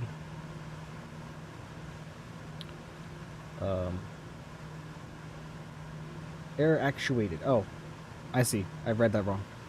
Have I made the announcement? Yeah, basically all the announcement was that you know, everyone's gonna have to bear with me on the streaming schedule here shortly. You know, as I have mentioned in the past. You know what I mean? It's gonna, as I've mentioned in the past, you know what I mean? It really, me being able to stream is really gonna depend on a couple of different things. Why did we just lose all fuel pressure?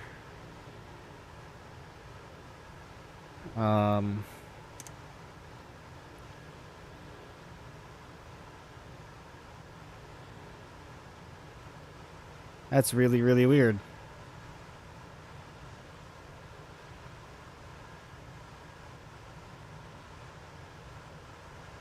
Well, we are descending like you wouldn't believe, so we gotta do something here. We just lost our engines. I don't know what the dealio is with that. Let's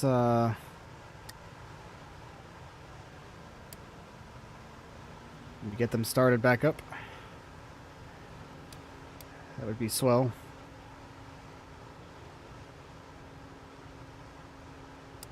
I'm gonna run out of fuel, did I?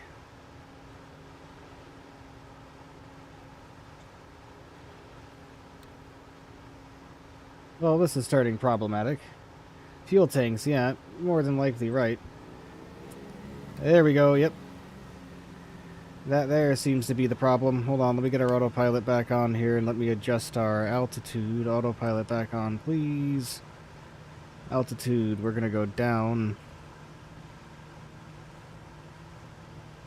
Go minus 700. Let's get ourselves back in nav mode here. We gotta come over here and do the same thing. Get our other fuel tank switched over. There we go. We're back, folks. Oh, man. Funny stuff right there. Funny stuff.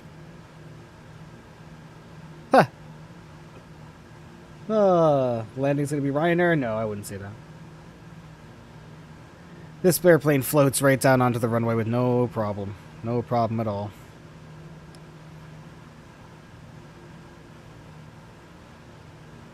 We just had a slight problem with our engines there for a little bit. No big deal.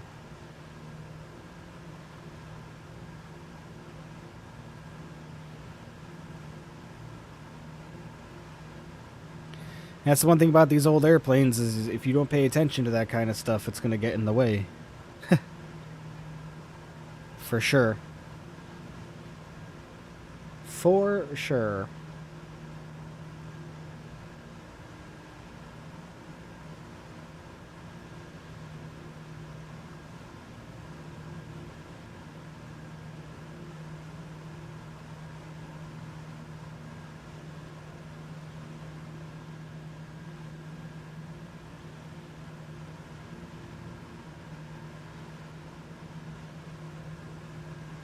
They did such a good job with modeling inside of here. I will say that. This looks very, very nice. Very, very nice indeed. Radio transmitters, tuning. These buttons don't seem to do anything. Oh. Hello. When flying go with small aircraft and fuel pressure is lost, check the chosen fuel tanks. Yep. Yep. Which I did not do. But okay. We are actually going to lower our power lever anyway. We're going to bring her down to about 20 inches of manifold pressure. And then we are going to start another descent down to about 5,000. At about a 600 feet per minute descent rate. Alright, crap, what's going on, my friend? Captain Sid made the 767. Yeah, I saw. It's been out for a while.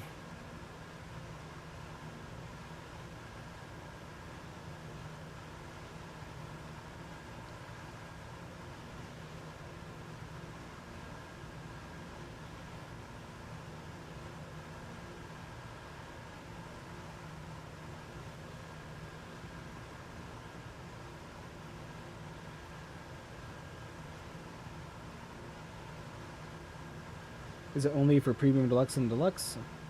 Ever think about a 17 bomber run? If they had a B-17 in the simulator, I would definitely consider that, but unfortunately, they do not.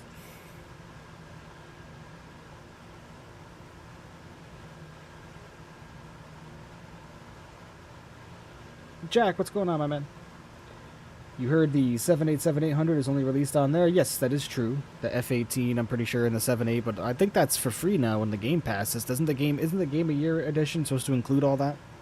And now it's free?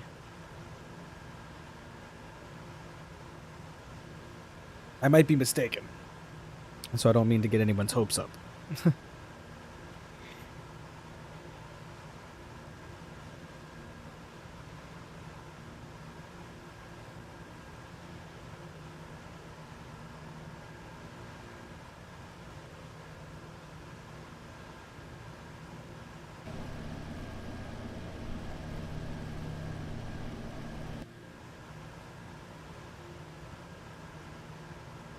Alright, we can start our turn now, put ourselves in heading select mode.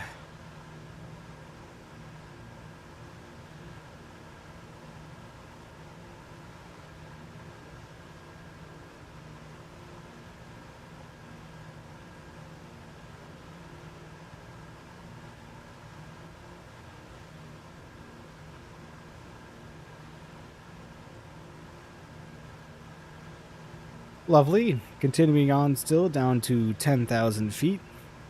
Bring our prop control back up a little bit to full forward.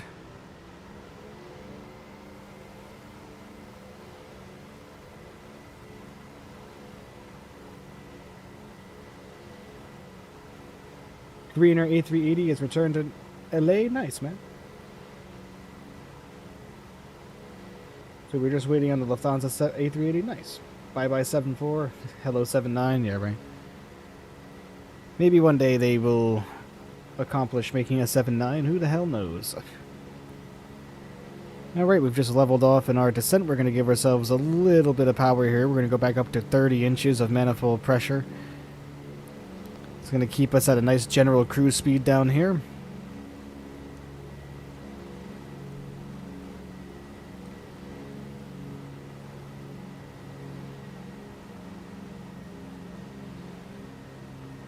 Alright.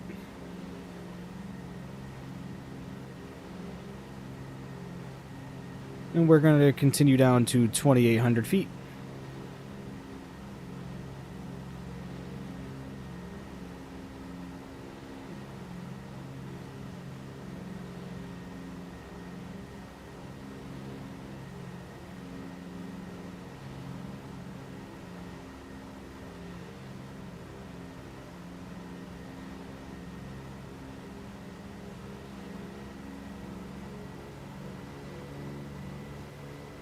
This airplane is just so much different because of the way you have to control these engines, man. It makes it a completely different animal to fly with the prop and the throttle control.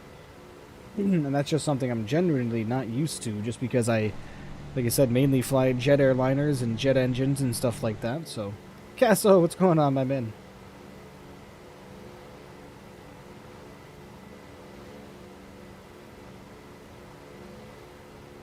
Bring back the power lever. Oops, not too much. Too much. Prop coming full forward. Go. Helps slow us down a little bit. Don't want to get going too fast here.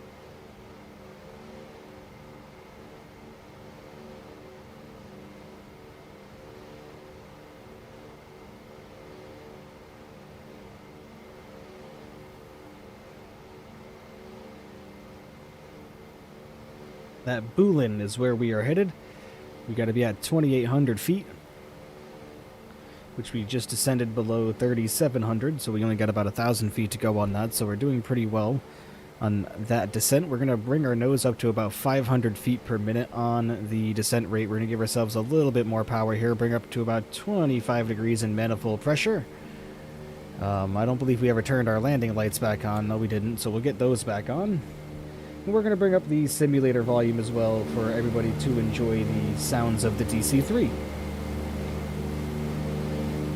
As we become closer and closer to our arrival destination of Detroit. The airport, Coleman A. Young Municipal Airport in Detroit, Michigan. This is an exact route that American Airlines would fly way back when. Thinking of LA to Pete.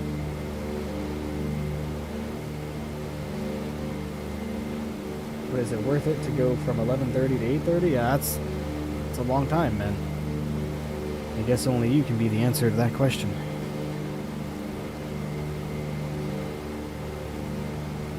Alright, we are at 2,800 feet. About to level off right now.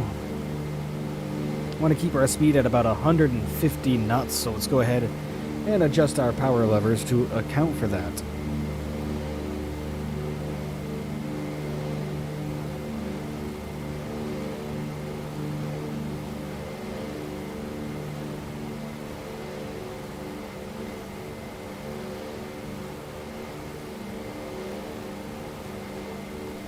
Okay, we are going to begin a 90-degree turn to heading 237.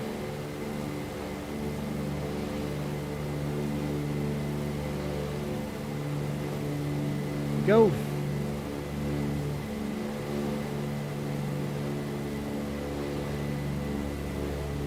Ooh, watch the speed there.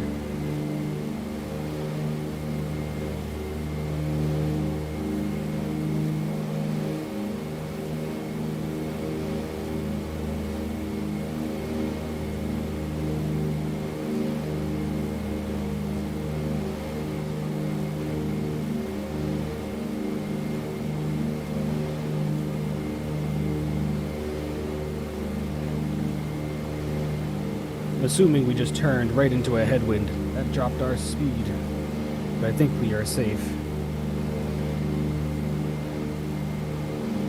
More than safe. Airfield should be right up here on our left. Don't have visual just yet.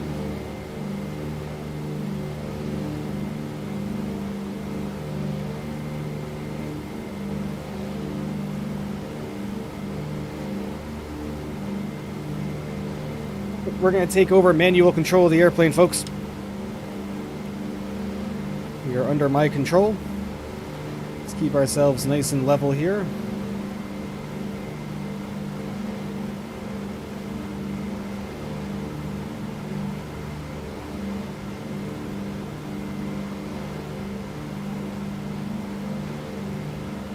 Start making a left-hand turn, bringing the power lever back.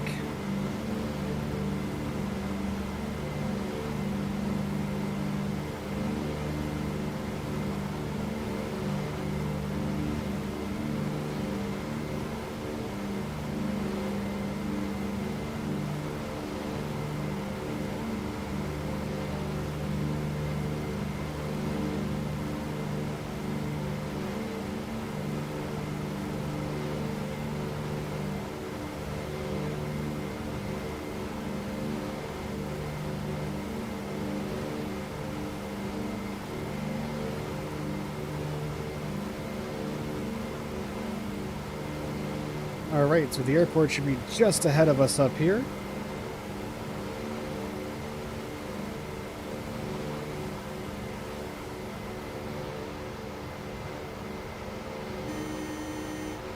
Ignore that. That's just letting me know I put the power levers down too far. Nothing to be alarmed about.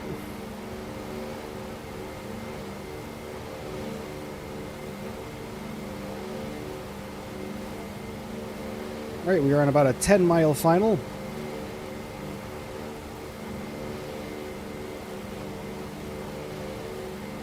Still hand flying the airplane.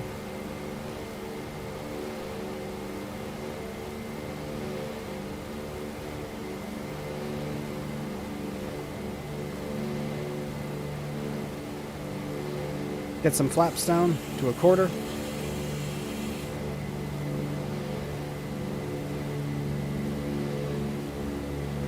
There's our runway just right there ahead of us.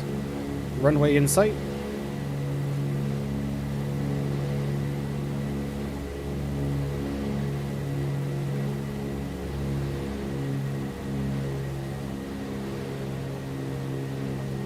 Get more lined up on the centerway here.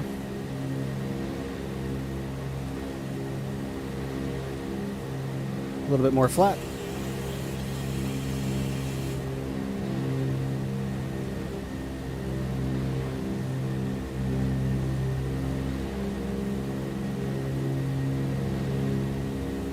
Put the gear down.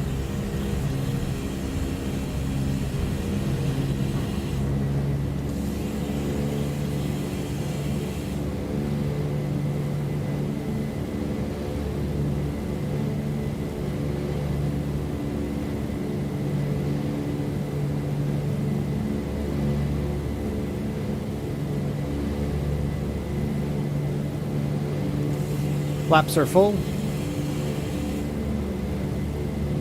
Let's go for it, folks.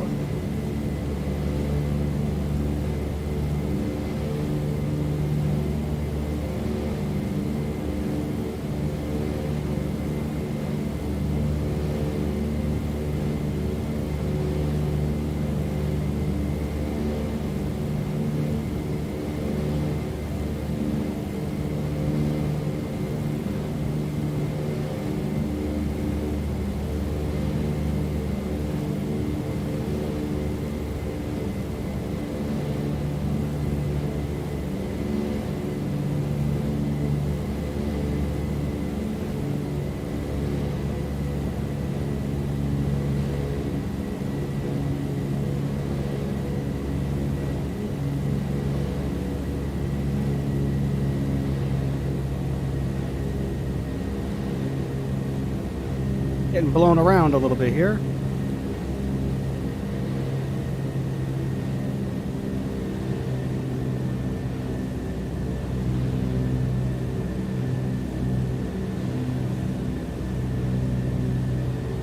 Ooh boy, push down a little bit. It is windy here in Detroit today, huh? Holy cow. Wow. Pushing our little airplane all over the place.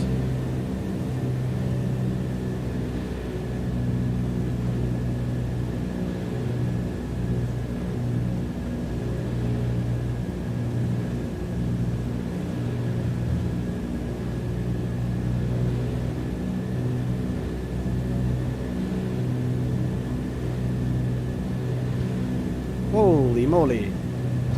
Oh, wow, all right. Easy. Easy, girl, easy.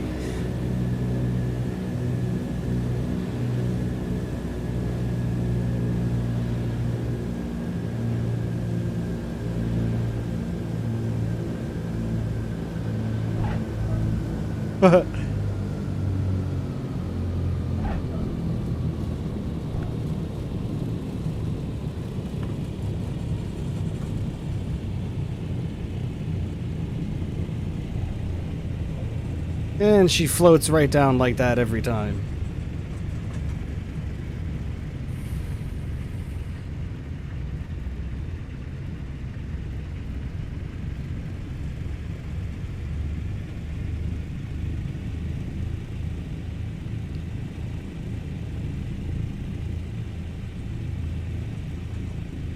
Oh, we forgot the replay. Darn. Oh well.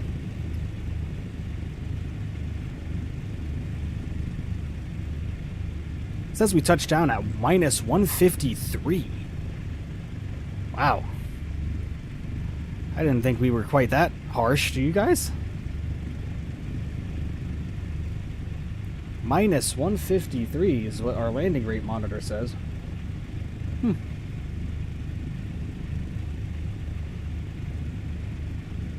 Alright, well, let's go ahead and take this runway turn off up here.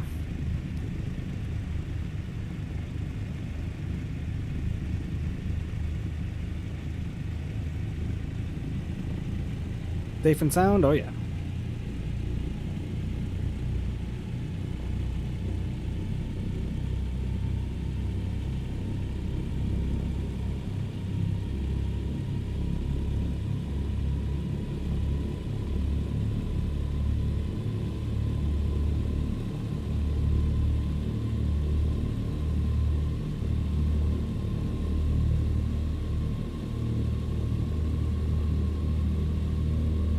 Alright, let's get our flaps all the way clean. Get our landing lights off now. I'm going to take this left-hand turn right here.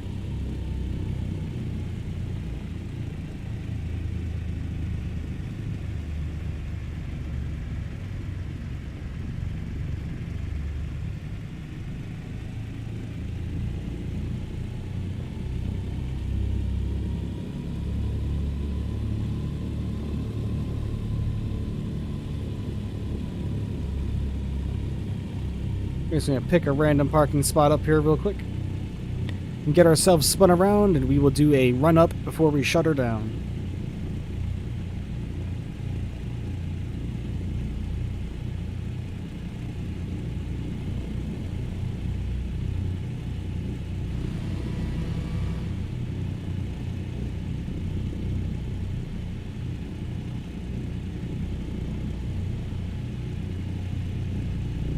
Ooh, just missed the side of that building, huh? Alright, what is up with all the ground traffic over here? Like, all the fire trucks and fuel trucks at the whole airport parked over here in this one little corner right now?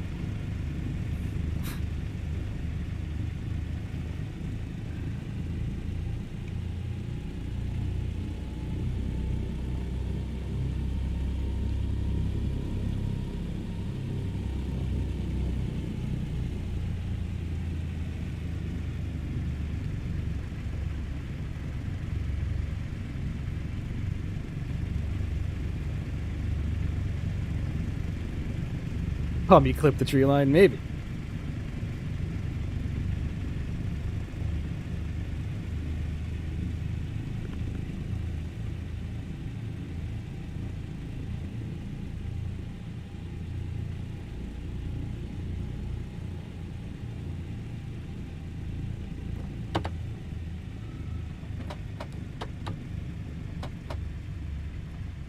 All right.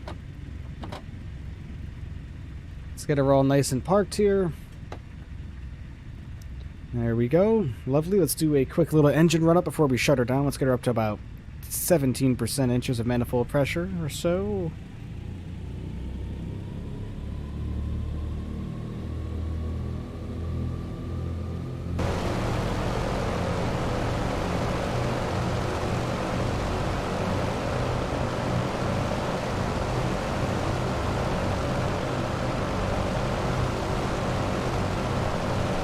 And we will shut her down.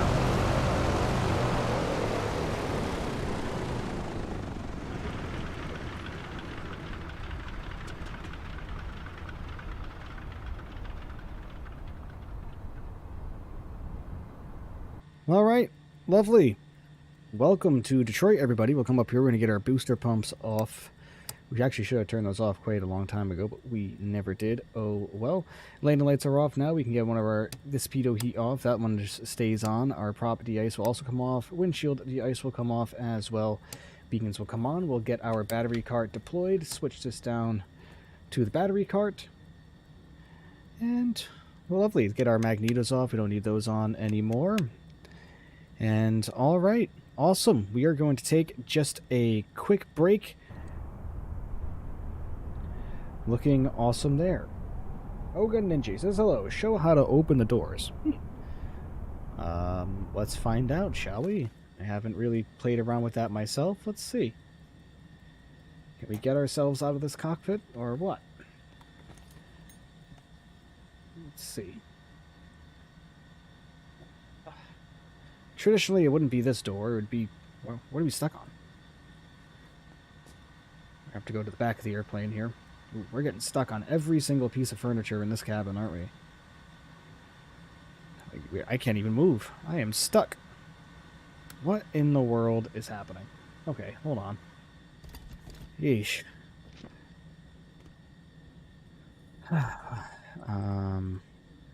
Yeah, I'm assuming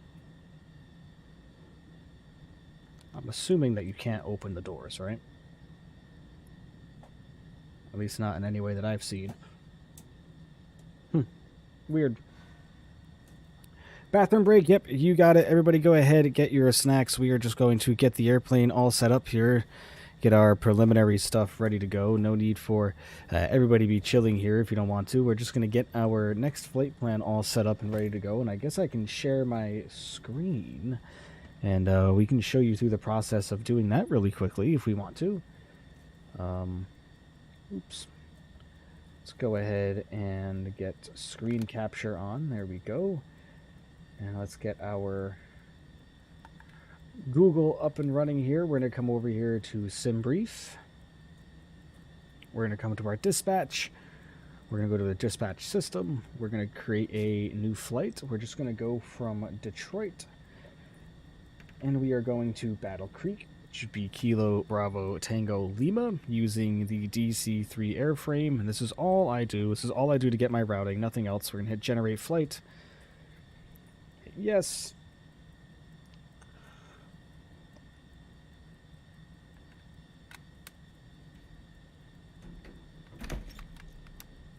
And there it is. There's our flight plan all ready to go for us, heading on over to Battle Creek, Michigan. Cruising altitude of 10,000 feet, which is absolutely lovely. Looks like we have an air distance of about 163 nautical miles, ground distance of about 106. Looks like we're taking 1,920 pounds of fuel with us, so no need to worry about that. That is all done. We can close this out for now, and we can go ahead and get this screen capture off also, as we no longer need that. My mom ordered me a gaming laptop, and it should be here by my birthday. Nice, man. Hope you enjoy. Enjoy it, my guy. All right, let's go ahead and look at our flight plan now. Heading on over to Battle Creek, Michigan. So we're going to come down here to our little Garmin, and we are going to get our new flight plan all entered in. Why is that? There we go. So what we're going to have to do is get our cursor in here, and we are just going to clear all of our waypoints out.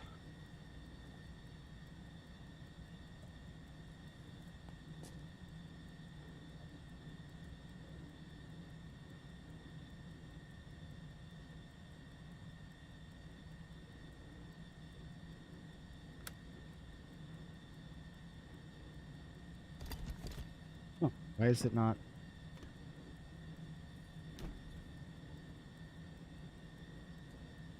Probably, you know what? I think I know why. I never activated the vectors to final. I think that's probably why, right? I would imagine.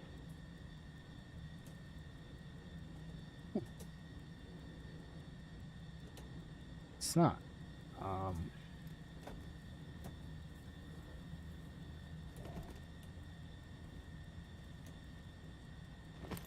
Why can I not? Or do I have to clear this? Yep, I'm a dummy. Never said I was intelligent, everybody. Remember that. All right, now we can start programming the rest of our flight plan here. Again, we are going from Detroit. That's going to be KDET. Look at that, our windshield is icing up. KDET. For Detroit, Coleman A. Young Municipal, which is currently where we are. Get that entered in. Next, its spec should be able to run DCS on low. Cool, man. That's one simulator I have not tried. If I'm being completely honest with you, I have not tried DCS as of yet. But I'm sure I would enjoy it. Alright, get our briefing up here again, and let's just see our routing here. Looks like we are going from Detroit direct to SVM.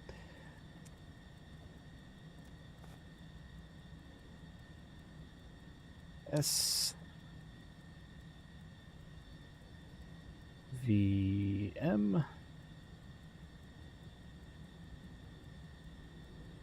Go. From there, we are heading to Vehicle. VHICL. It's funny. Vehicle, huh? Hope that this is in the database here. Like I said, this is going to be a quick turnaround. Our engines are still going to be warm. They should fire up no problem. We just got to get our... There it is. Vehicle. And then direct to our arrival airport. Okay.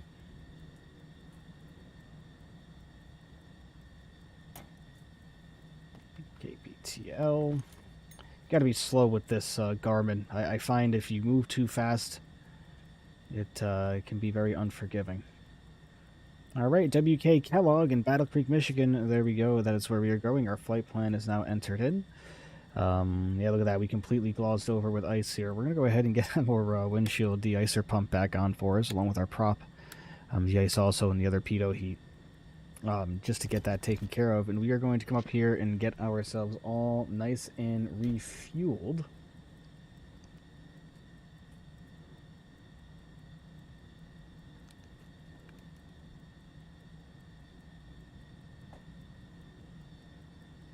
And let's not forget our fuel. Again. I would rather not.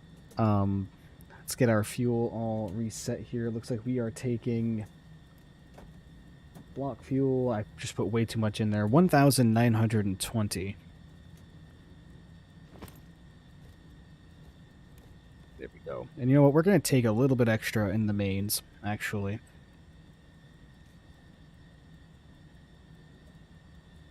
There we go. Right up to 50. Cool. Awesome. All right. I think we are pretty much good to go here. Not really anything else we need to do, but let's get her fired back up. Yeah, let's go for another one. Quick turnaround. Get our magnetos both back onto both there.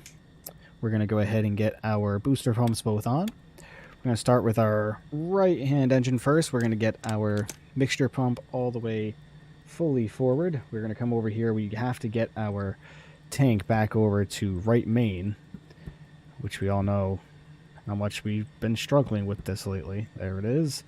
And we're going to come over here. We're going to get our other engine pump selector over to left main. Oh my gosh. Why do they make this so difficult, man? Like, who... They need to fix this button, because that's just painful. Okay. We're all good there. Let's get our right engine energized.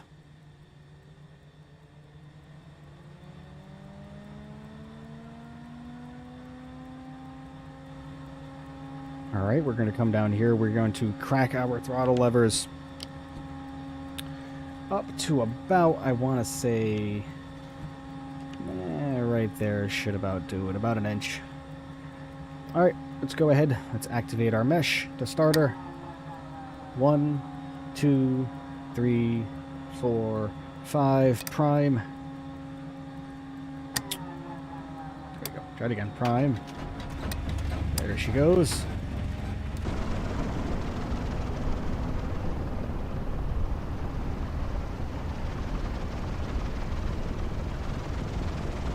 All right. There we go. Lovely.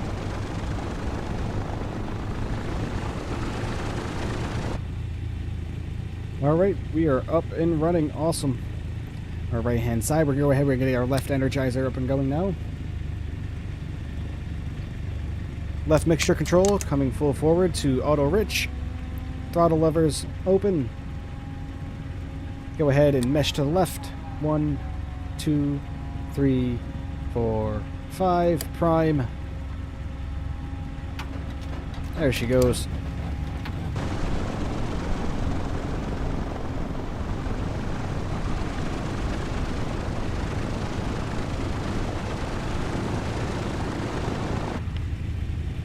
Alright, lovely.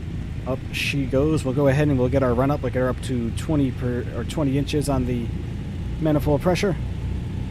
Get her all warmed up again.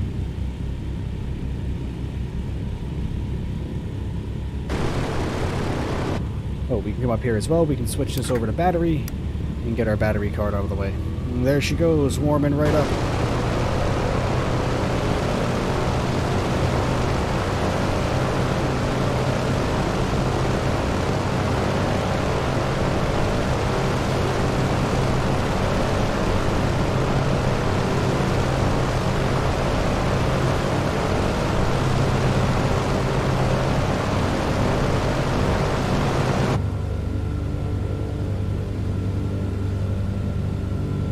Temperatures to still come up here.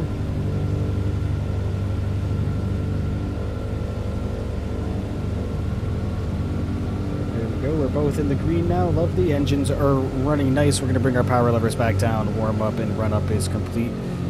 Let's bring our power levers down right here. We want to go about 9 inches on the manifold pressure. That'll give us a nice rumbling idle. We're going to bring our fuel mixtures down to auto rich. And there we go. Here we are idling nicely.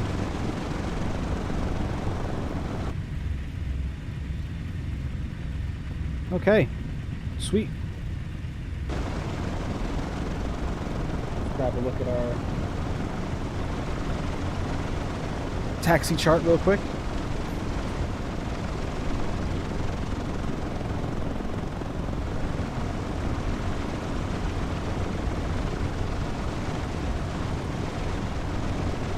Just saying your last stream was 3 months ago? Okay. Well, last video was 3 months ago. Last stream was a month ago. I am well aware, my friend.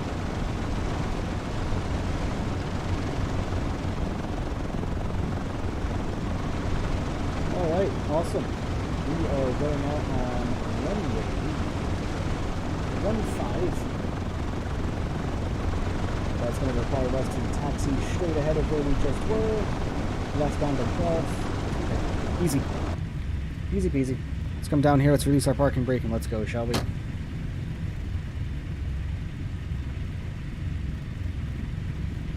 least all those fire trucks are gone now. My goodness.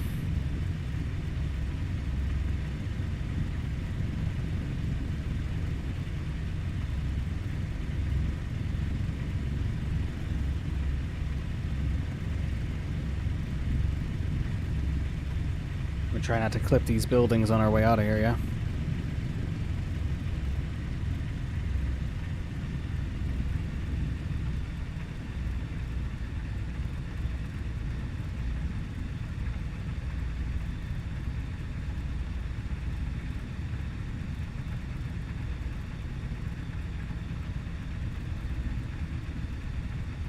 All right.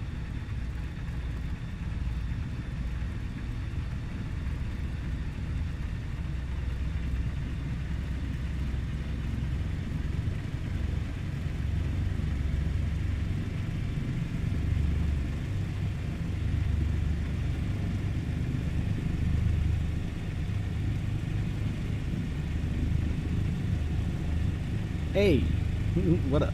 Remember, everybody, if you haven't done so already, please hit that like button for me. Would really, really greatly appreciate that. And if you are new here and you are enjoying what you're seeing, please consider becoming a subscriber. I would really, really greatly appreciate that as well.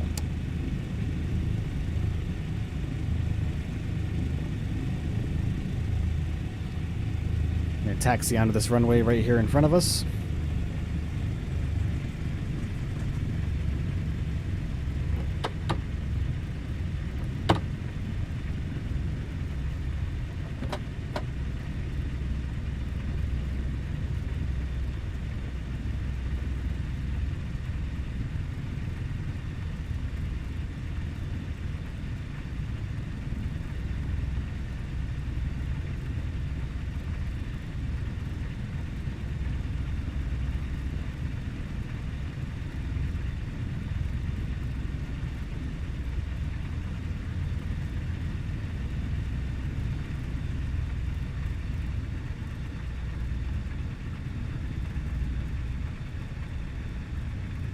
Go.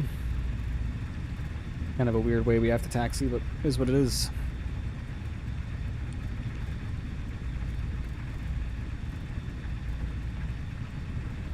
Here are our engines here. Nice dull idle. They are running it nicely. Get our flaps all set up now while we are taxiing. Be prepared to swing this turn out here. These tail draggers, always interesting taxiing them, but you get used to it after a while and make nice turns like so.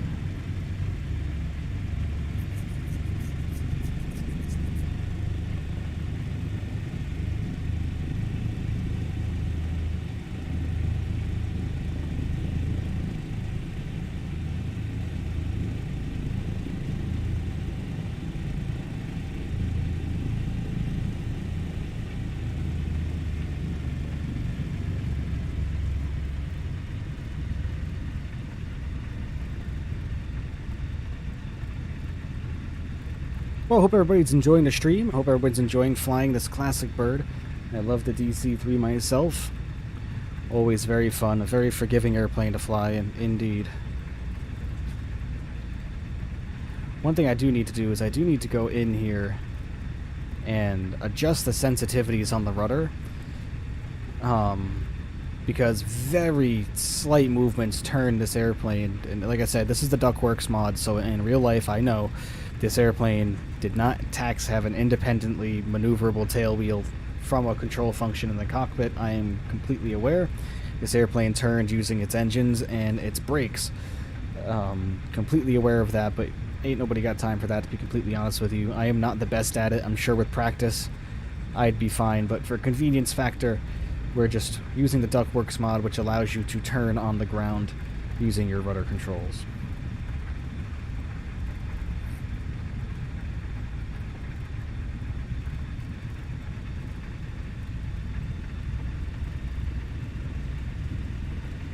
Alright, we come over here, we're gonna get our cowl flaps set to trail. There we go. Here's our departure runway up here. We're just going to swing around, idle out our engines so we can make a nice smooth turn here.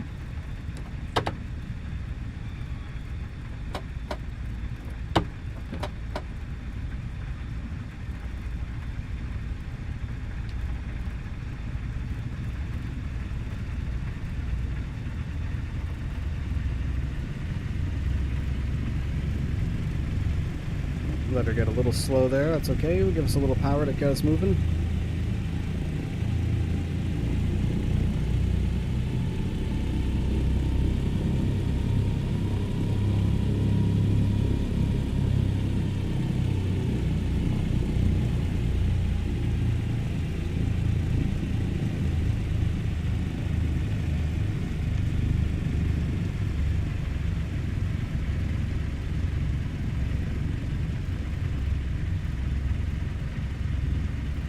All right.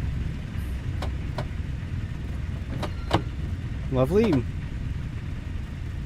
right, ladies and germs, we are pretty much ready to go. We're going to come up here. We're going to get our landing lights on now. Looking good, looking good. Positions are on. Everything's looking good here. Everything is great up here. Wonderful. Propeller controls fully forward. Mixtures are in auto rich. Throttles are looking good. Flaps, we are indicating half. All right. Let's get out of here. Flight number 2 in the DC-3. Enjoy the departure, everybody. Enjoy these engine sounds. Talk to you once we are up and moving.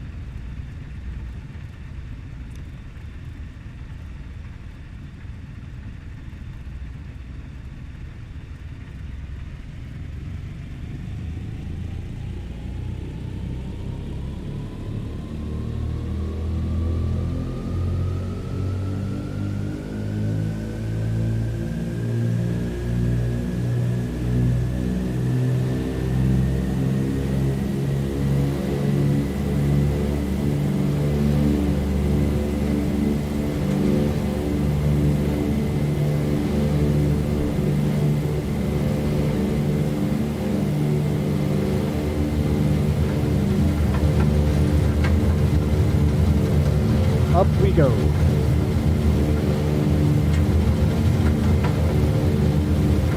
You're coming up.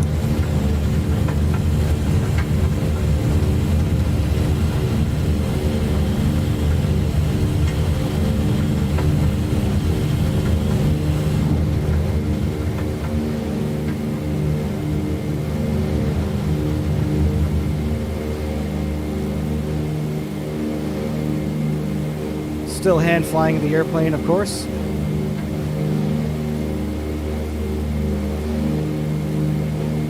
Go. We got her all trimmed out now for a nice climb rate of about 500 feet per minute initially.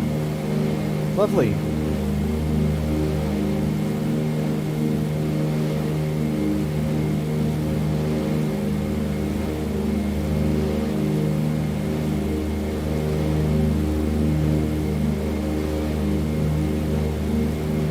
Still getting bumped around up here.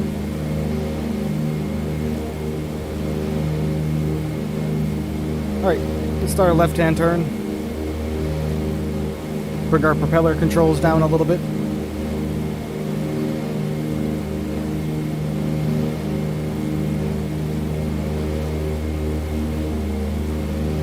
Yeah. Bumpy ride.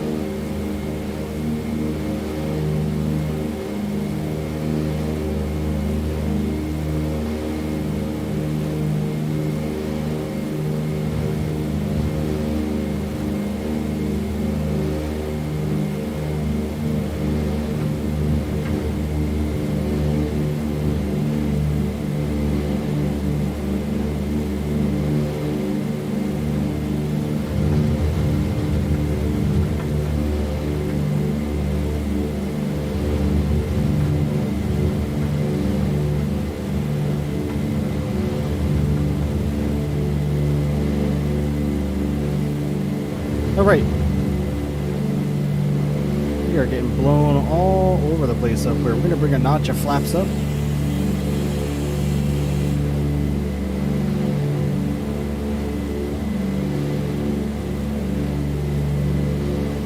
Bring in another left-hand turn.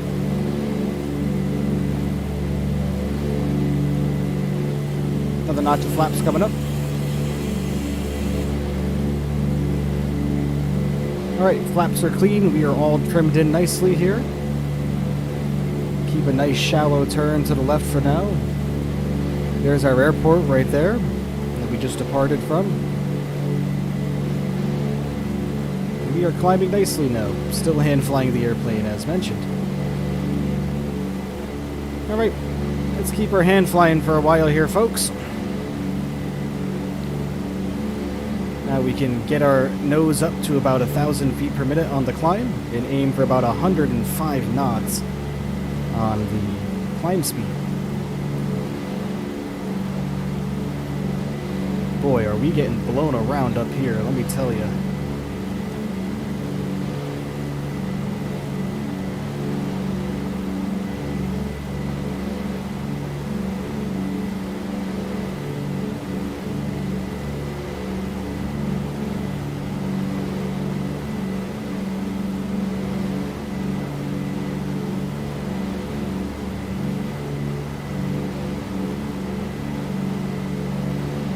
Now that we are flying up here, I suppose I can bring this back up.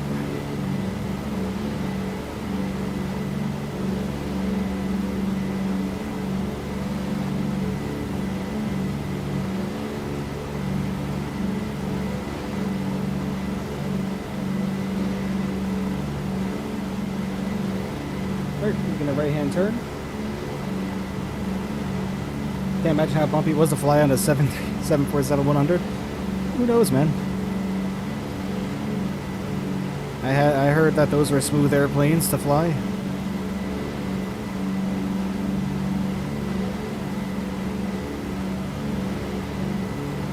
Alright, and we're looking like we are right on course here. We're going to level off our wings, and we are going to throw autopilot on. And we are going to climb up to 10,000 feet. Once more. And like we said, at about 1,000 feet per minute climb rate. And let's get ourselves onto nav mode also. Lovely.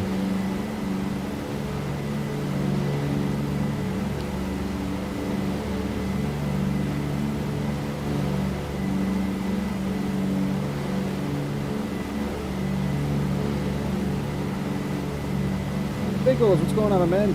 Hi there, what server are you on right now? I am not flying on multiplayer right now, my friend, unfortunately. Alright, let's bring the simulator volume back down. But yeah, we are not doing multiplayer flying right now. But if I would be in the Northeast server.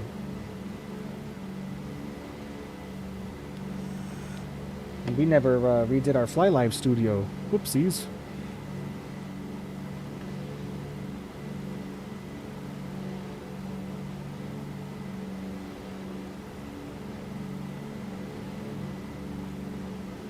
There we go.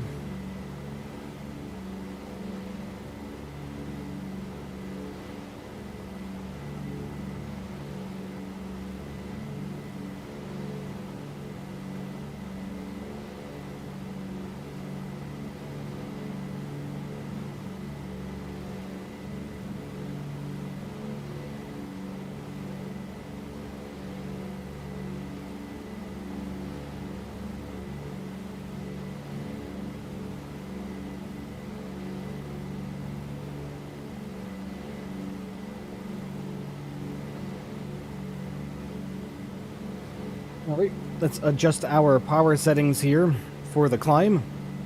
We want 40 inches on the manifold pressure. We want to bring our props down just a little bit as well. We want about 2,300 RPM, which is going to be about right there. Okay.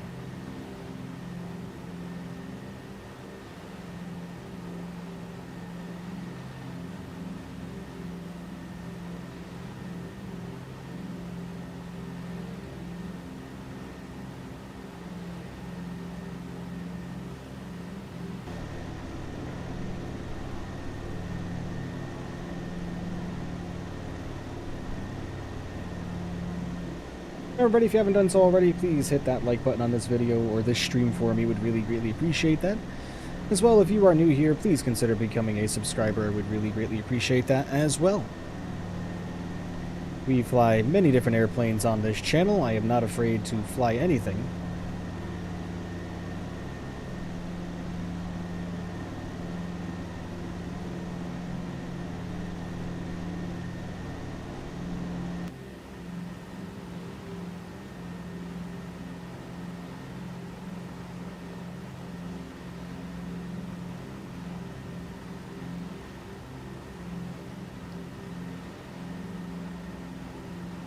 Going up to 10,000 feet.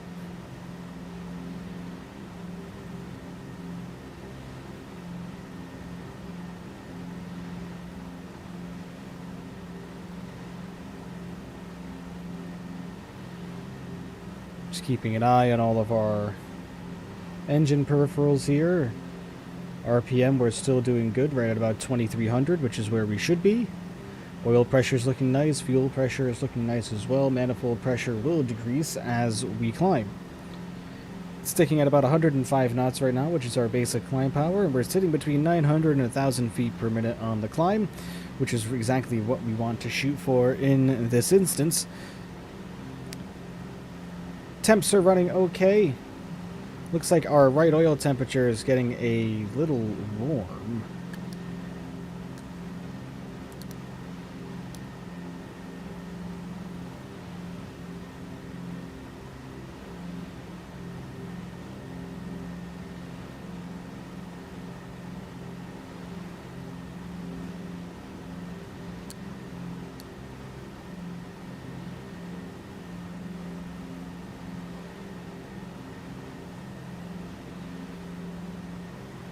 Lower our climb rate now to about 500 feet per minute for the rest of the journey up to 10,000.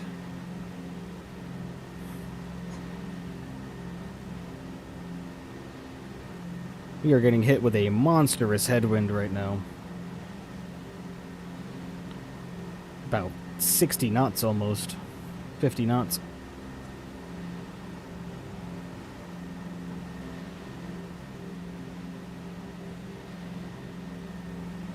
But that's alright. Airplane's performing well.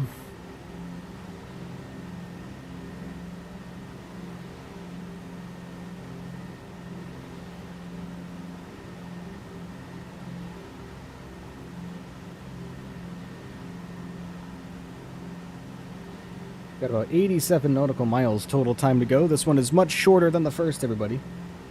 First flight was just over an hour and 10 minutes. This one's going to be much less time than that. On our way to Battle Creek.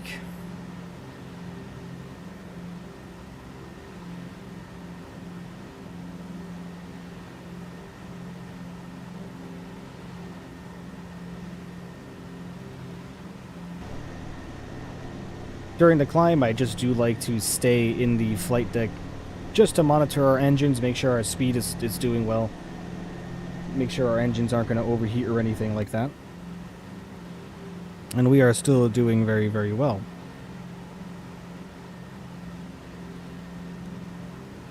I'm going to get this out of here. There we go.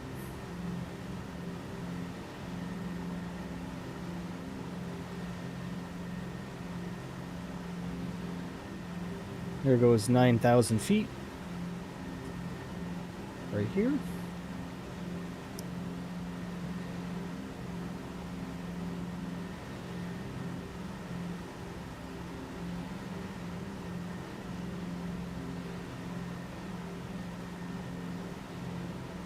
Really, really starting to like this airplane. The more and more time I spend in it, the better it gets.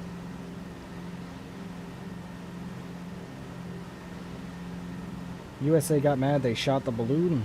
Boy.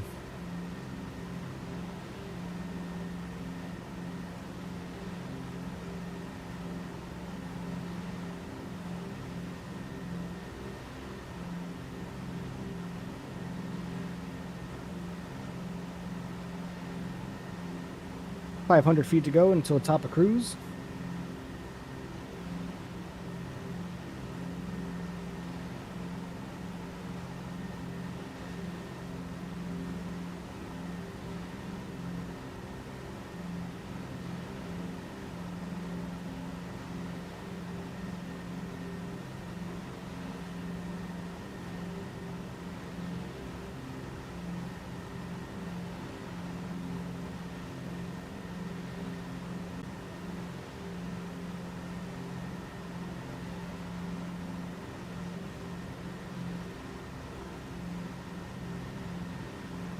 All right, let's get our cruise settings in now. Manifold pressure, we're going to bring her down right to about 30 inches. Prop RPM, we're going to bring that back to about 2,000, 2,100 or so.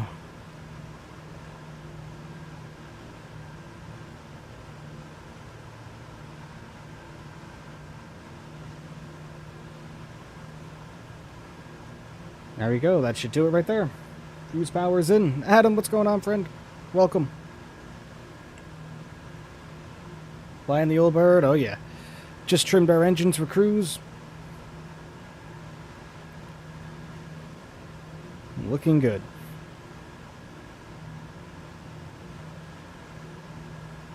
Nasty headwind, though, man. Very nasty headwind on us right now.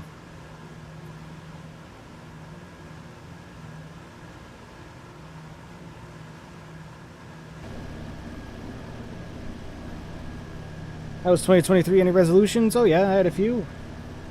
Definitely had a few. Been working on those. Losing weight, of course, is one of those, and I hit a milestone recently. I surpassed a certain weight, so... Not surpassed, went below a certain weight. So that's fun. And then, of course, with my job, you know what I mean? Always resolutions with my job, man. Get promotions.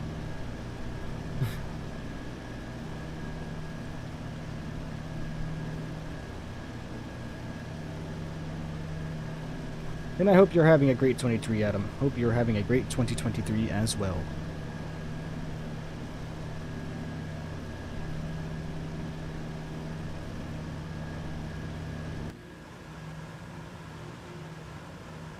Congrats, I'm also trying to be more healthy. Good, man. Yeah, you know, it's one of those things where just making conscious decisions about what I'm putting in my body as far as any processed foods or anything like that, you know what I mean? That's essentially really what I'm looking out on the most.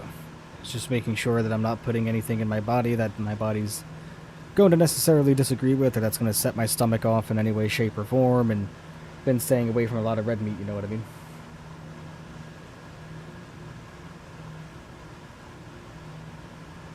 They took down the balloon? I mean... Do you blame them, in a way? But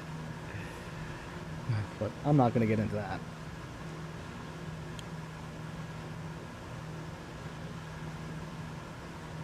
As an American, that's a whole different topic for a whole different day.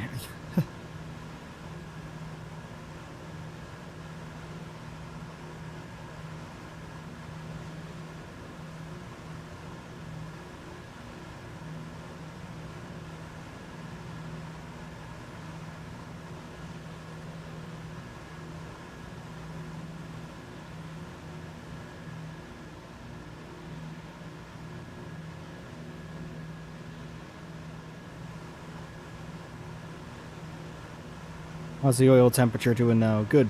Brought back down to a more acceptable level. Same thing with our cylinder temps, doing the same thing. Awesome. Awesome, awesome, awesome.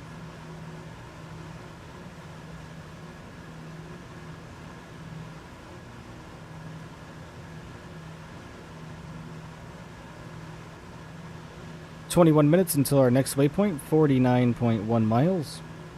73 nautical miles to go in total. With that being said, I am going to put the view right out here for you guys, and I am going to spin it around. The sun is up there, we can't really see it, so we're just going to spin her around right here. This looks good, and I'm going to put the Be Right Back text on about the restroom. BRB.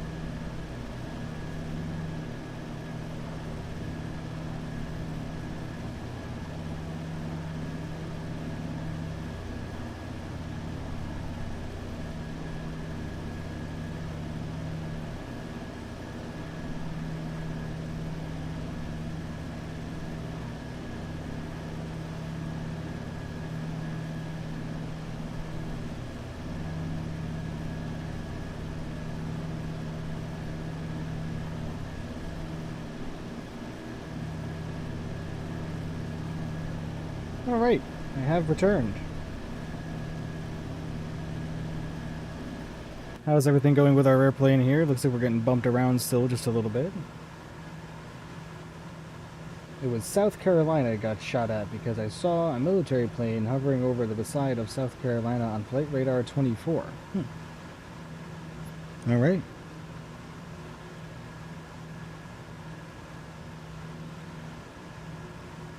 Get this off the screen there. There we go.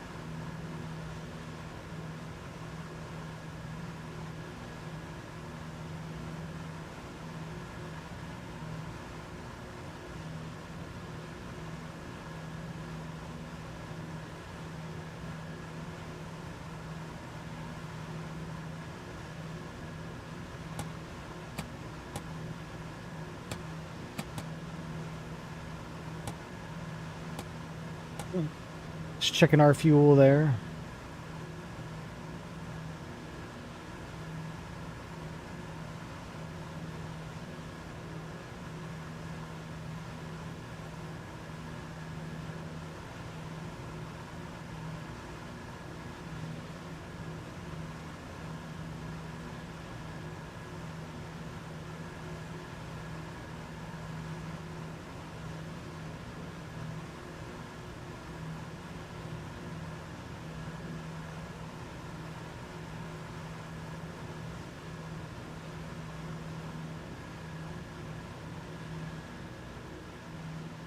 There's something about this I really enjoy. Something about these old planes. I think really it's just the simplicity of them. Not overly complicated. They're not overly fast.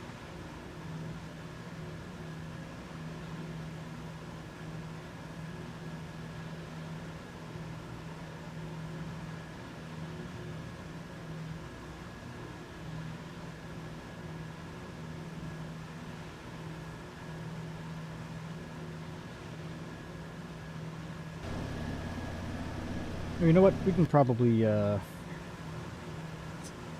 ahead and get our landing lights off for now. No need to have those on at the moment.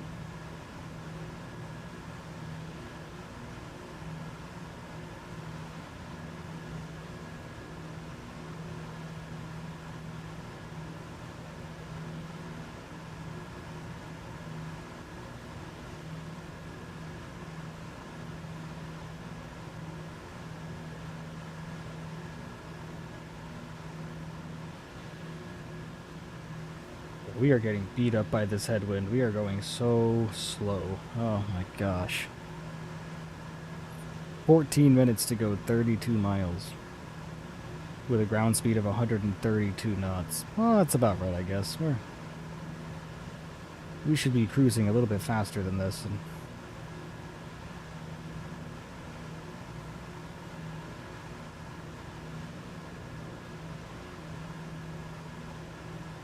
But it's still here, alright.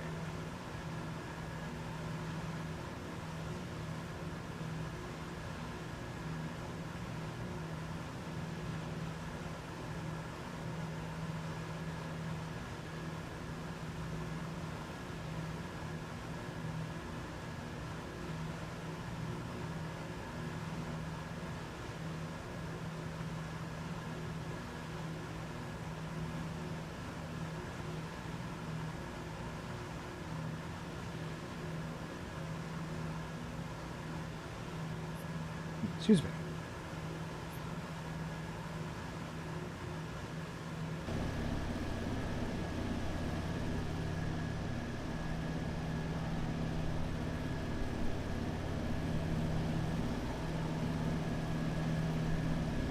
Love this look. Absolutely love this look. Michael Foot. What's happening, my man?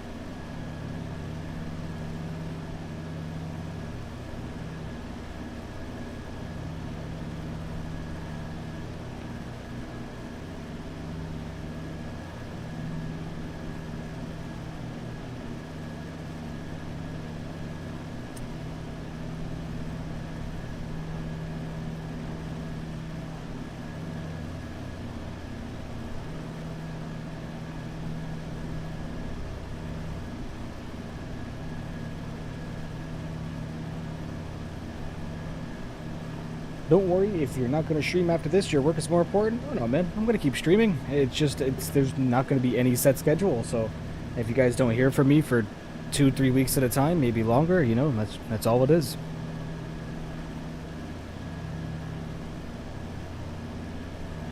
That's all it is, guys. Nothing too much more to it than that, you know what I mean?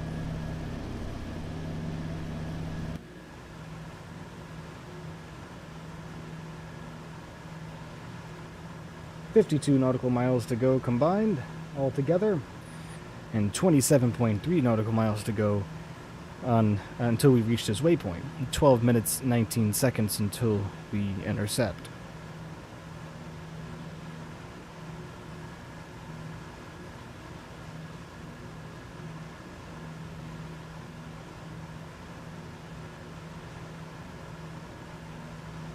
Excuse me.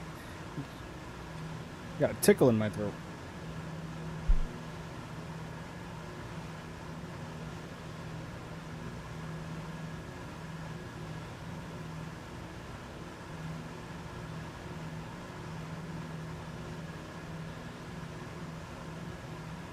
Leave a chat in Discord so you know that I'm okay. Yeah, I could do that.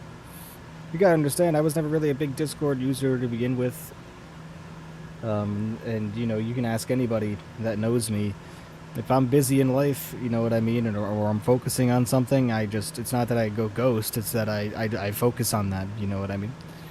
And I guess you could call that selfish, depending on how you look at it, but, you know. If something was wrong, like, you guys would know. I'll put it to you that way. Or if streams were going to end forever, you guys would know. I wouldn't just up and leave anybody in the dark, you know?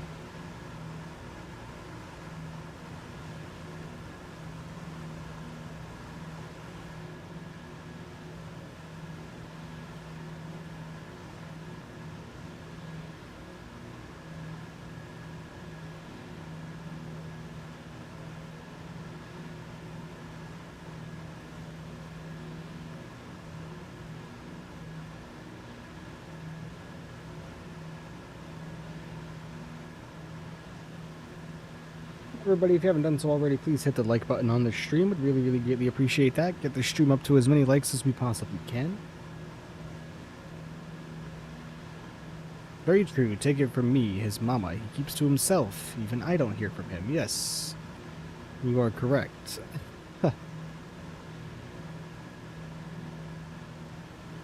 It's not even so much that I keep to myself. I'm just a private individual. You know what I mean?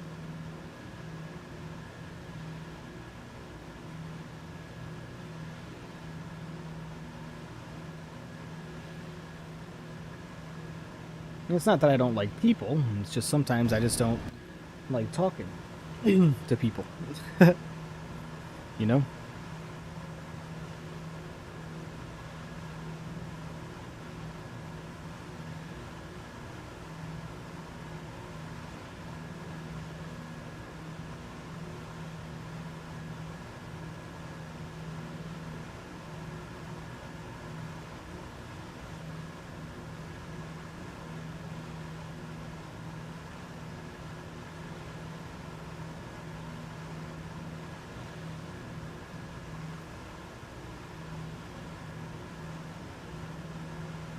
Apple doesn't fall too far from the tree. That is correct.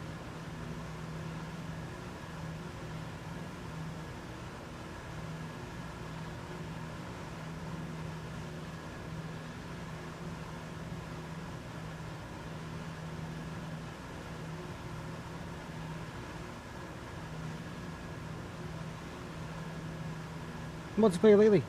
I mean, it's fun to play with the streamer on Microsoft Flight Simulator. I gave it a few tries, my man. And, you know, I've mentioned many times, I'm the kind of guy on the simulator that just likes the skies to myself. And not having to worry about anybody else ruining, not so much ruining, but interfering with my flight or anything like that, you know. And it's definitely something I'll consider doing more in the future, but that seems like that would be more of like an event type deal.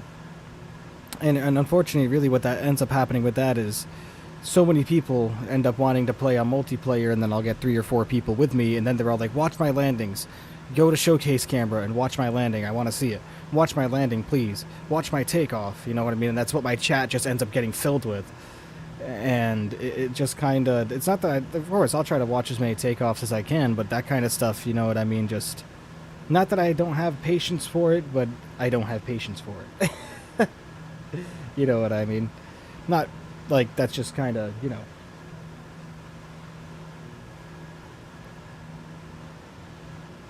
In any, you know, flight sim streamer that's a lot larger than me will tell you that that stuff aggravates them too. You know what I mean? And it does me as well. Even, you know, I'm a small streamer. I'm not any Captain Canada or any larger guy, you know, with hundreds of people watching at a time. And, you know, just a few people annoy me when it comes to that kind of stuff. And I don't even want to say annoy me, because that's not a word I want to use, because it's not annoying. It's just I like the skies to myself, you know what I mean? But I think multiplayer flights will be more or less something that's going to be saved for events, specials. 750 subscriber special still needs to come up. We're currently sitting at 718, so we haven't dropped any subscribers in my long stretches of being away, so that's a good thing.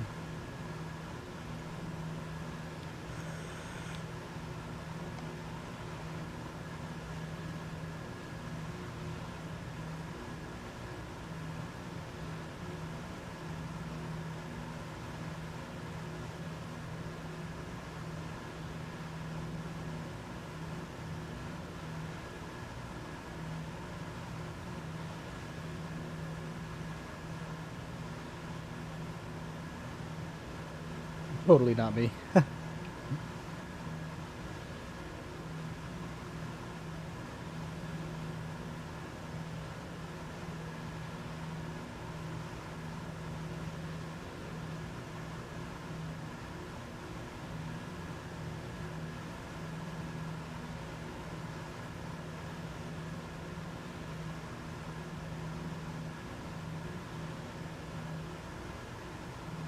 $37 nautical miles to go in total on our journey here. Now that we're doing that, let's get a look at our flight plan here and just double check our arrival runway. Looks like they want us coming in on runway 23 right.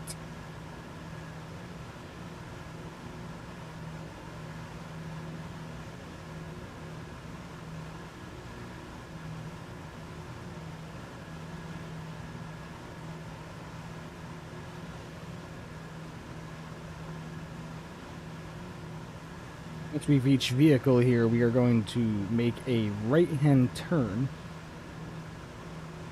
But we are going to come down here, and we are going to go into our approach.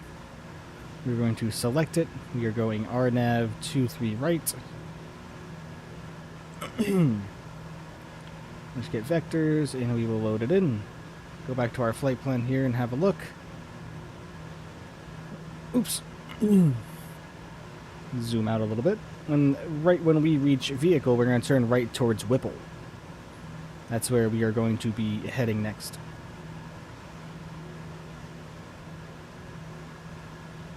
We will activate the vectors, or activate the approach. So we are nearly there, folks. Nearly there. Not too far at all.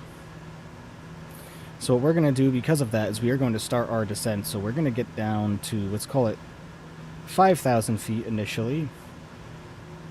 And we'll go down at 600 feet per minute, which means we need to lower our throttles here.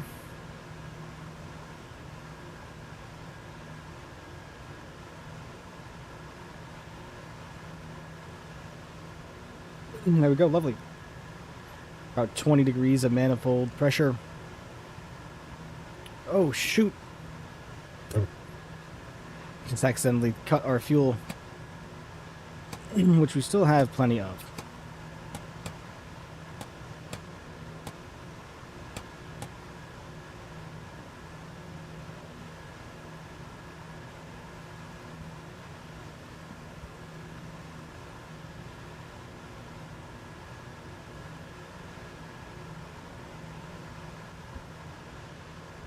Darn it. Trying to... There we go. Switch around our fuel tanks just a little bit to kind of balance out the airplane. For the rest of the flight, we're going to burn from the right-hand main tank for balancing purposes. They need to fix this. This is awful. This switch is the shit. That's just... Boy.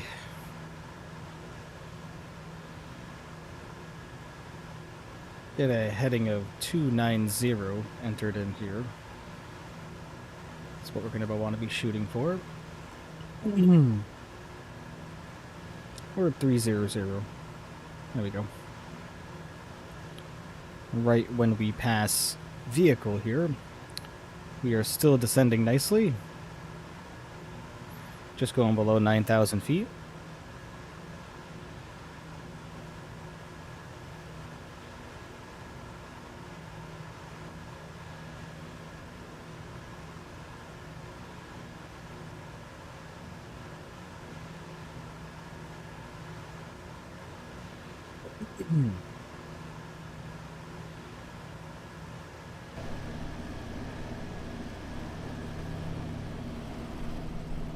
Descending our way into Battle Creek, Michigan, folks.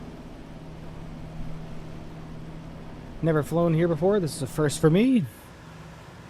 And this is a great airplane to do this in for sure.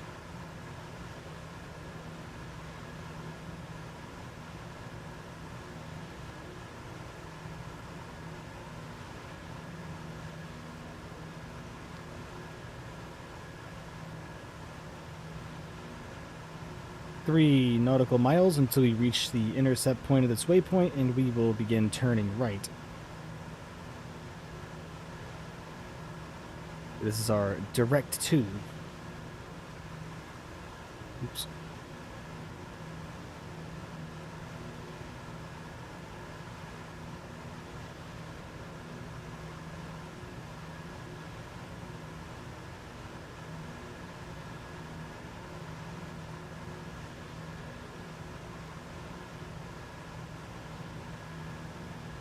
Hopefully we get a nice landing on this one as well. Our first one was nice and smooth. We touched down with no issues.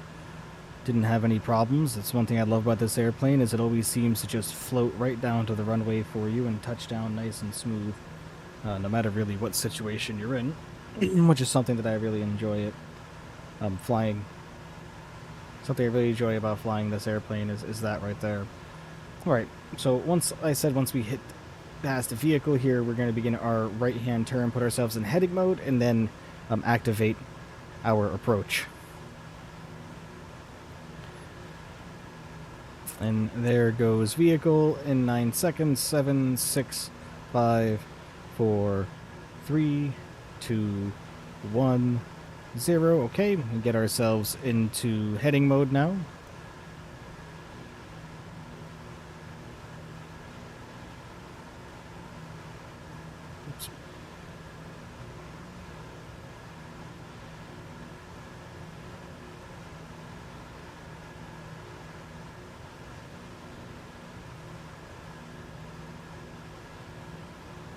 Lovely.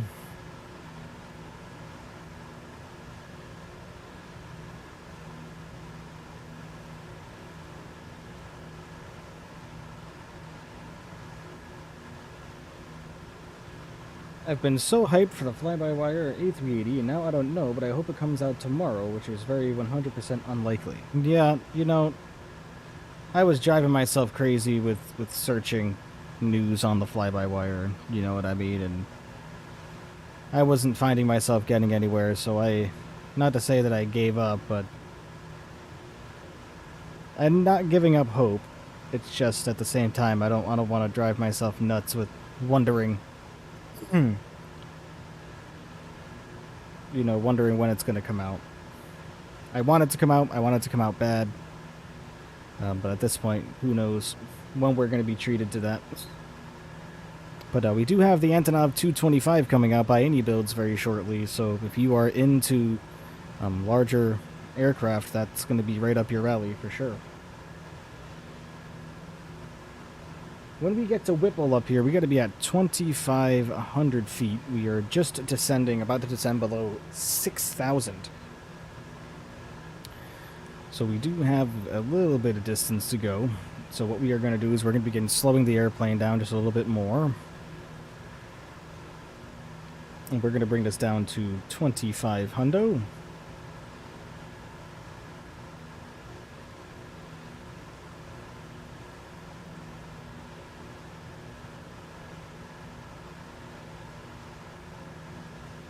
The Antonov 225 is going to be an interesting airplane to fly for sure.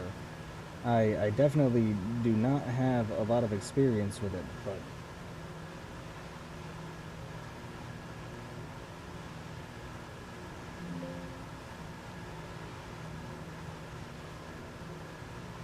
and I have the replay tool pulled up this time, folks. Don't worry.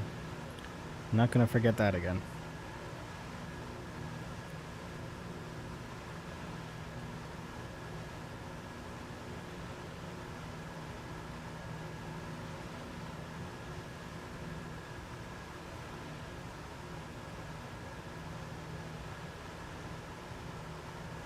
Right, we're also going to bring forward the prop RPM slightly.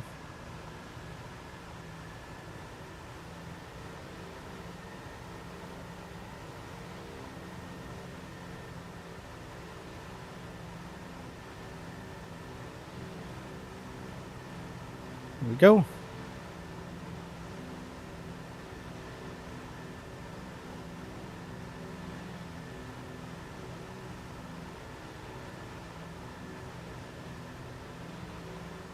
All the money that the AN225 get it on sale will go to the rebuilding of the N225. Really? Interesting. You know, people are saying that's going to release as quickly as February 27th for Sim Update 12. Well, we'll see. I know they'd been working on this airplane for quite a long time. There was rumors going around the rumor mill for a while about this airplane being developed actively. So it's going to be interesting to see the form factor of which the airplane is in, and, you know, I just hope it's not going to be... Oops. I just hope it's not going to be a default 747 with a different skin, like so many developers like to do.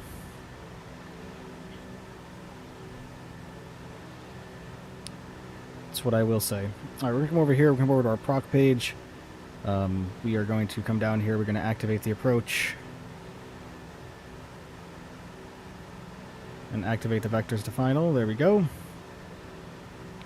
And then we will intercept and we'll turn nav mode. Turn nav mode back on as well. Just saw a video of someone landing the Emirates A380. I don't know if someone built the Emirates type. Yeah, I don't know, man.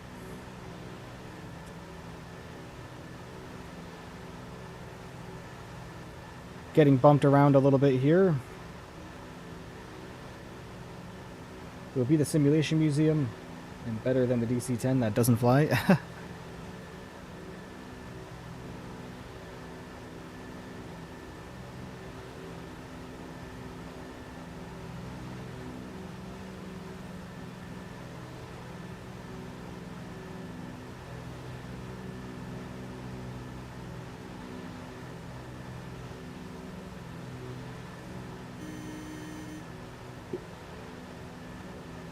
The airplane yelling at me. The power levers got a little bit too low. We're going to bring the prop RPM just forward some more.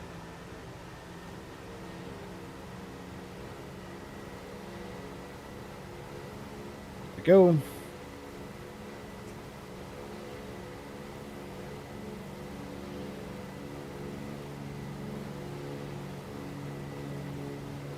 then let's get nav mode turned on.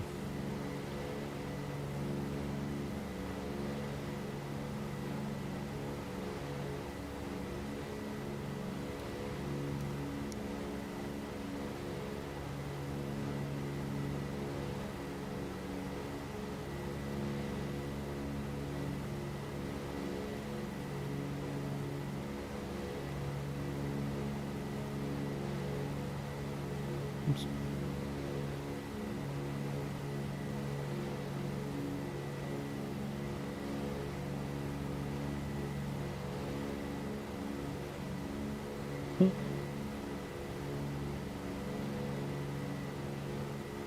Still mad that they made a DC-10 and didn't make it flyable? I mean, it's not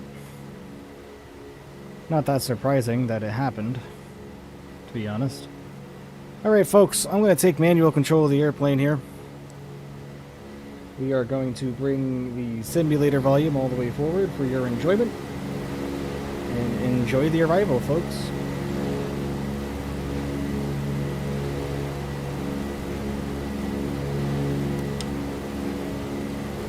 My control.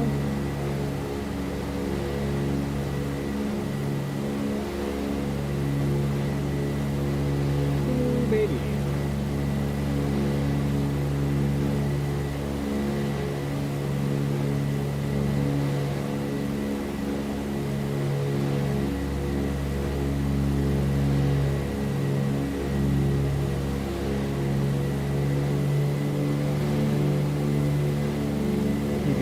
Speed here.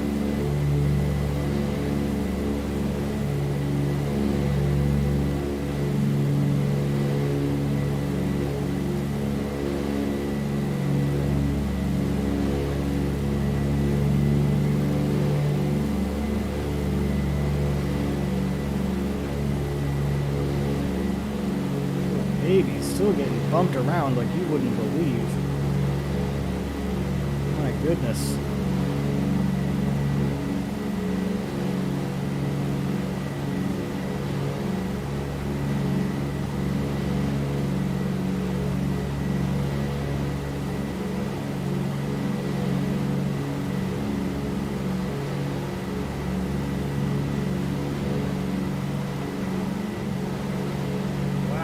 My goodness gracious. So windy, man.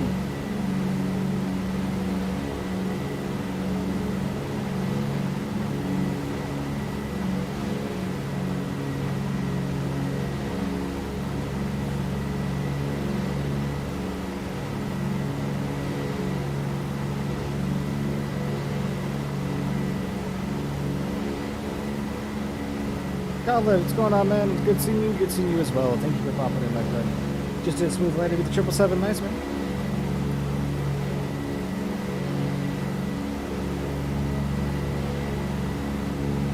Who's going to join live in a minute? All right, sounds good.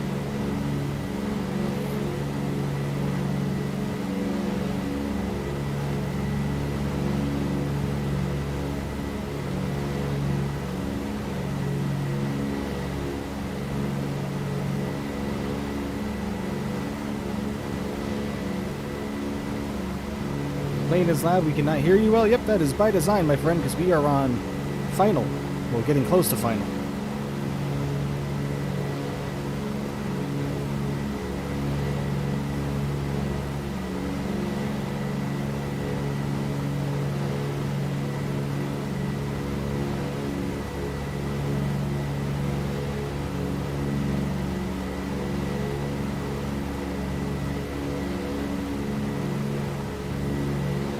There's our runway way out there. Lovely. We can see the feathers.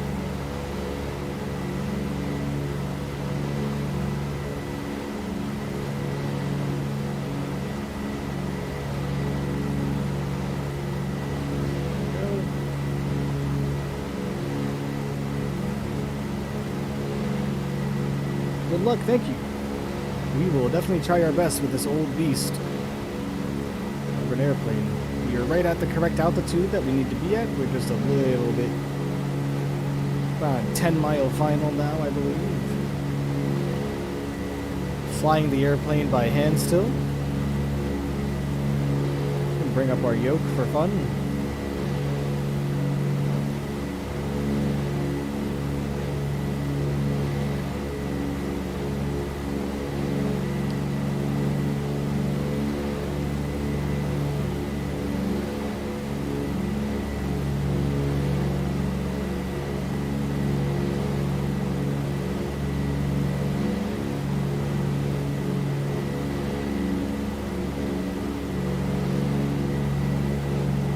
Now, autopilot there is. I just turned it off because this airplane flies so nicely without autopilot. Very easy to control. You see, it's a little bumpy right now, but I'm managing our wings level nicely, staying pretty on track with the runway in front of us. It's a phenomenal airplane to hand fly, especially once you get it all trimmed out. You can fly this airplane with your pinky.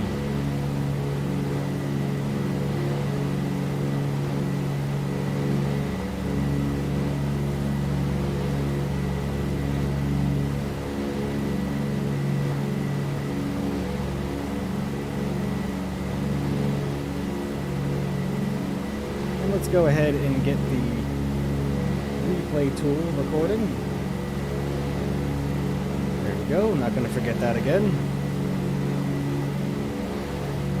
Alright, we can start lowering our power now a decent amount. And shoot for about 110 knots initially, which we are reaching quickly.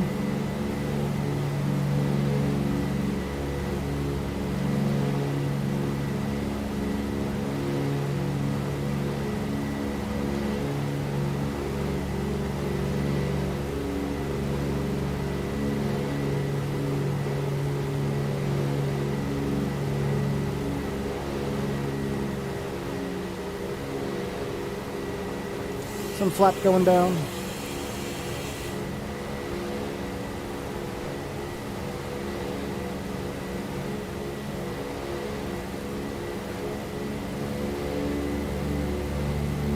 Prop control fully forward.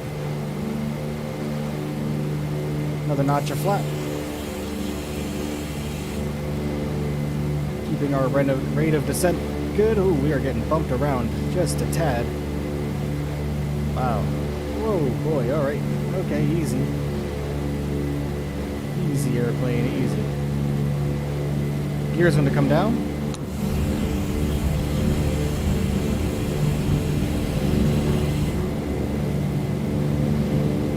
More flat.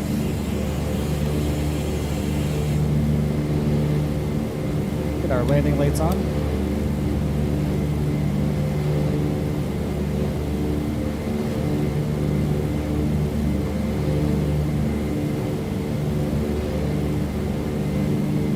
And flaps full. You're so lucky that this airplane, oh my gosh. We are so lucky that this airplane flies as smoothly as it does. And you can tell they modeled her after a heavy metal type feel.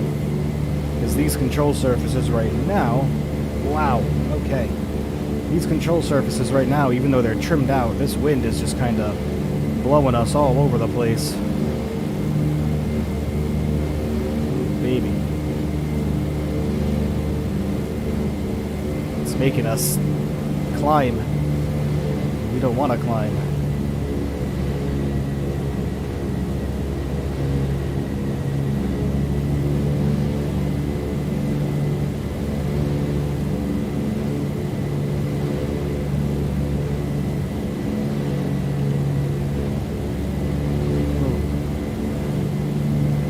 Goodness gracious. This is giving me an arm workout between the throttles and the yoke.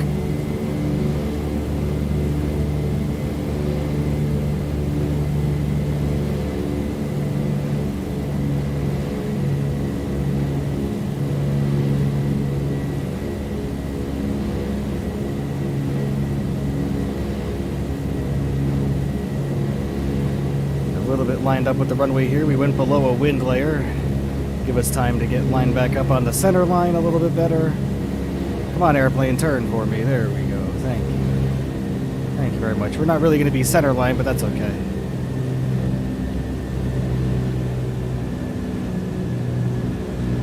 Oh boy, come on. Touchdown, baby. There we go. Maybe. Maybe not.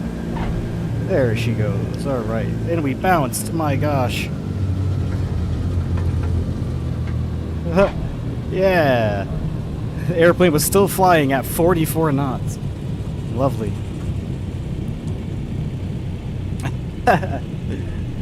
Wow.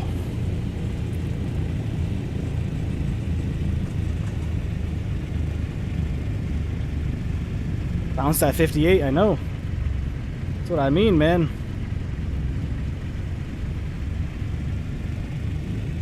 Alright. Well, you guys know the drill.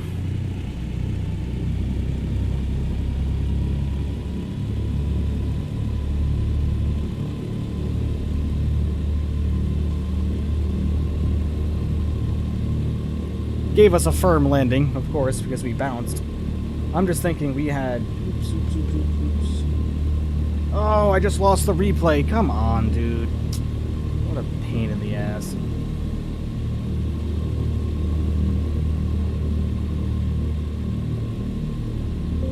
Did not mean to close it, but yeah, we lost it. That sucks.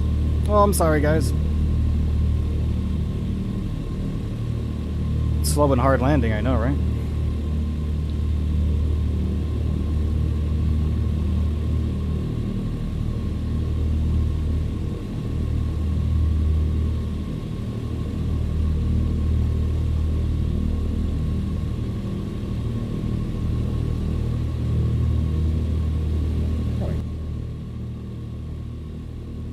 Simulator turn down a little bit. We are coming up to our turn area up here.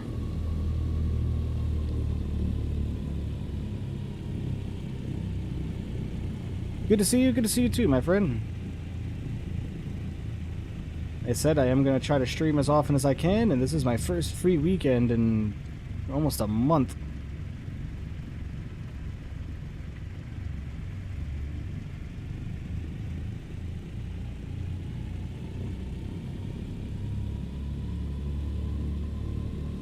Alright, let's get our landing lights back off. Flaps all the way clean. And let's just loop around right here in front of what looks like the terminal.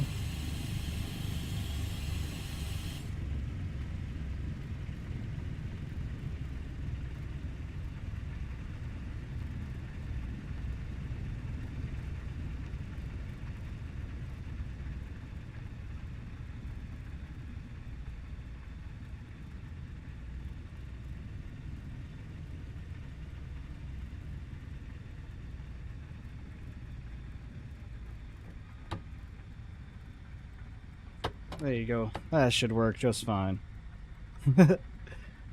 Alright, we're going down here, set the parking brake. And let's run up our engines for shutdown. We want, we'll go up to 20 on the manifold pressure.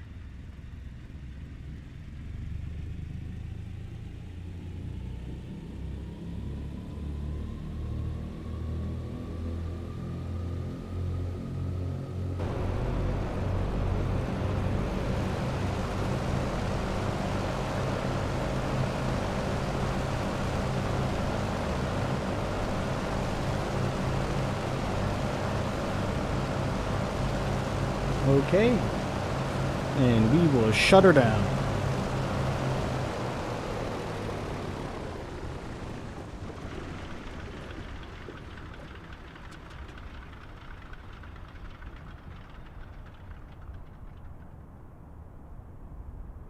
All right, lovely. She's all shut down. Let's go ahead and get our battery cart deployed. We'll bring this down to the battery cart. And we are all set to go, everybody. Awesome. We'll go ahead and get our magnetos turned off. We don't need those anymore. Nope. Props. Bring those down. Throttles no longer need to be cracked. Props are down. Mixture's down. Everything is looking good. We'll go ahead and get our beacons off. We don't need those anymore. Positions, same thing. Pitot heaters, we can also get those off. No longer need those. Same thing with windshield de-ice and prop de-ice. Master ignition switch, we'll pull that to off. Generators, we will bring that to off as well. Booster pumps are off. Avionics master, that can remain on for now. All right, that's it, everybody. That is it. That takes us to the end of the stream. Thank you so much, everybody who joined today. Really greatly appreciate every single one of you. I hope you enjoyed this old bird. Last landing weight was minus 250, by the way, firm for this airplane, but not quite deadly, and we didn't damage the airplane, so that's good. I'm happy about that. Anyways, thank you so much, everybody who joined me today. Really greatly appreciate you. Thank you for sitting in today. I know it's been a while. I'm going to try to stream again some more this upcoming week. Keep a lookout in the Discord for the announcements of any additional streaming dates, and I'll catch you guys all on the next one. Remember to hit that like button if you haven't done so already, and I'll catch you guys all later. Take care for now. Until next time.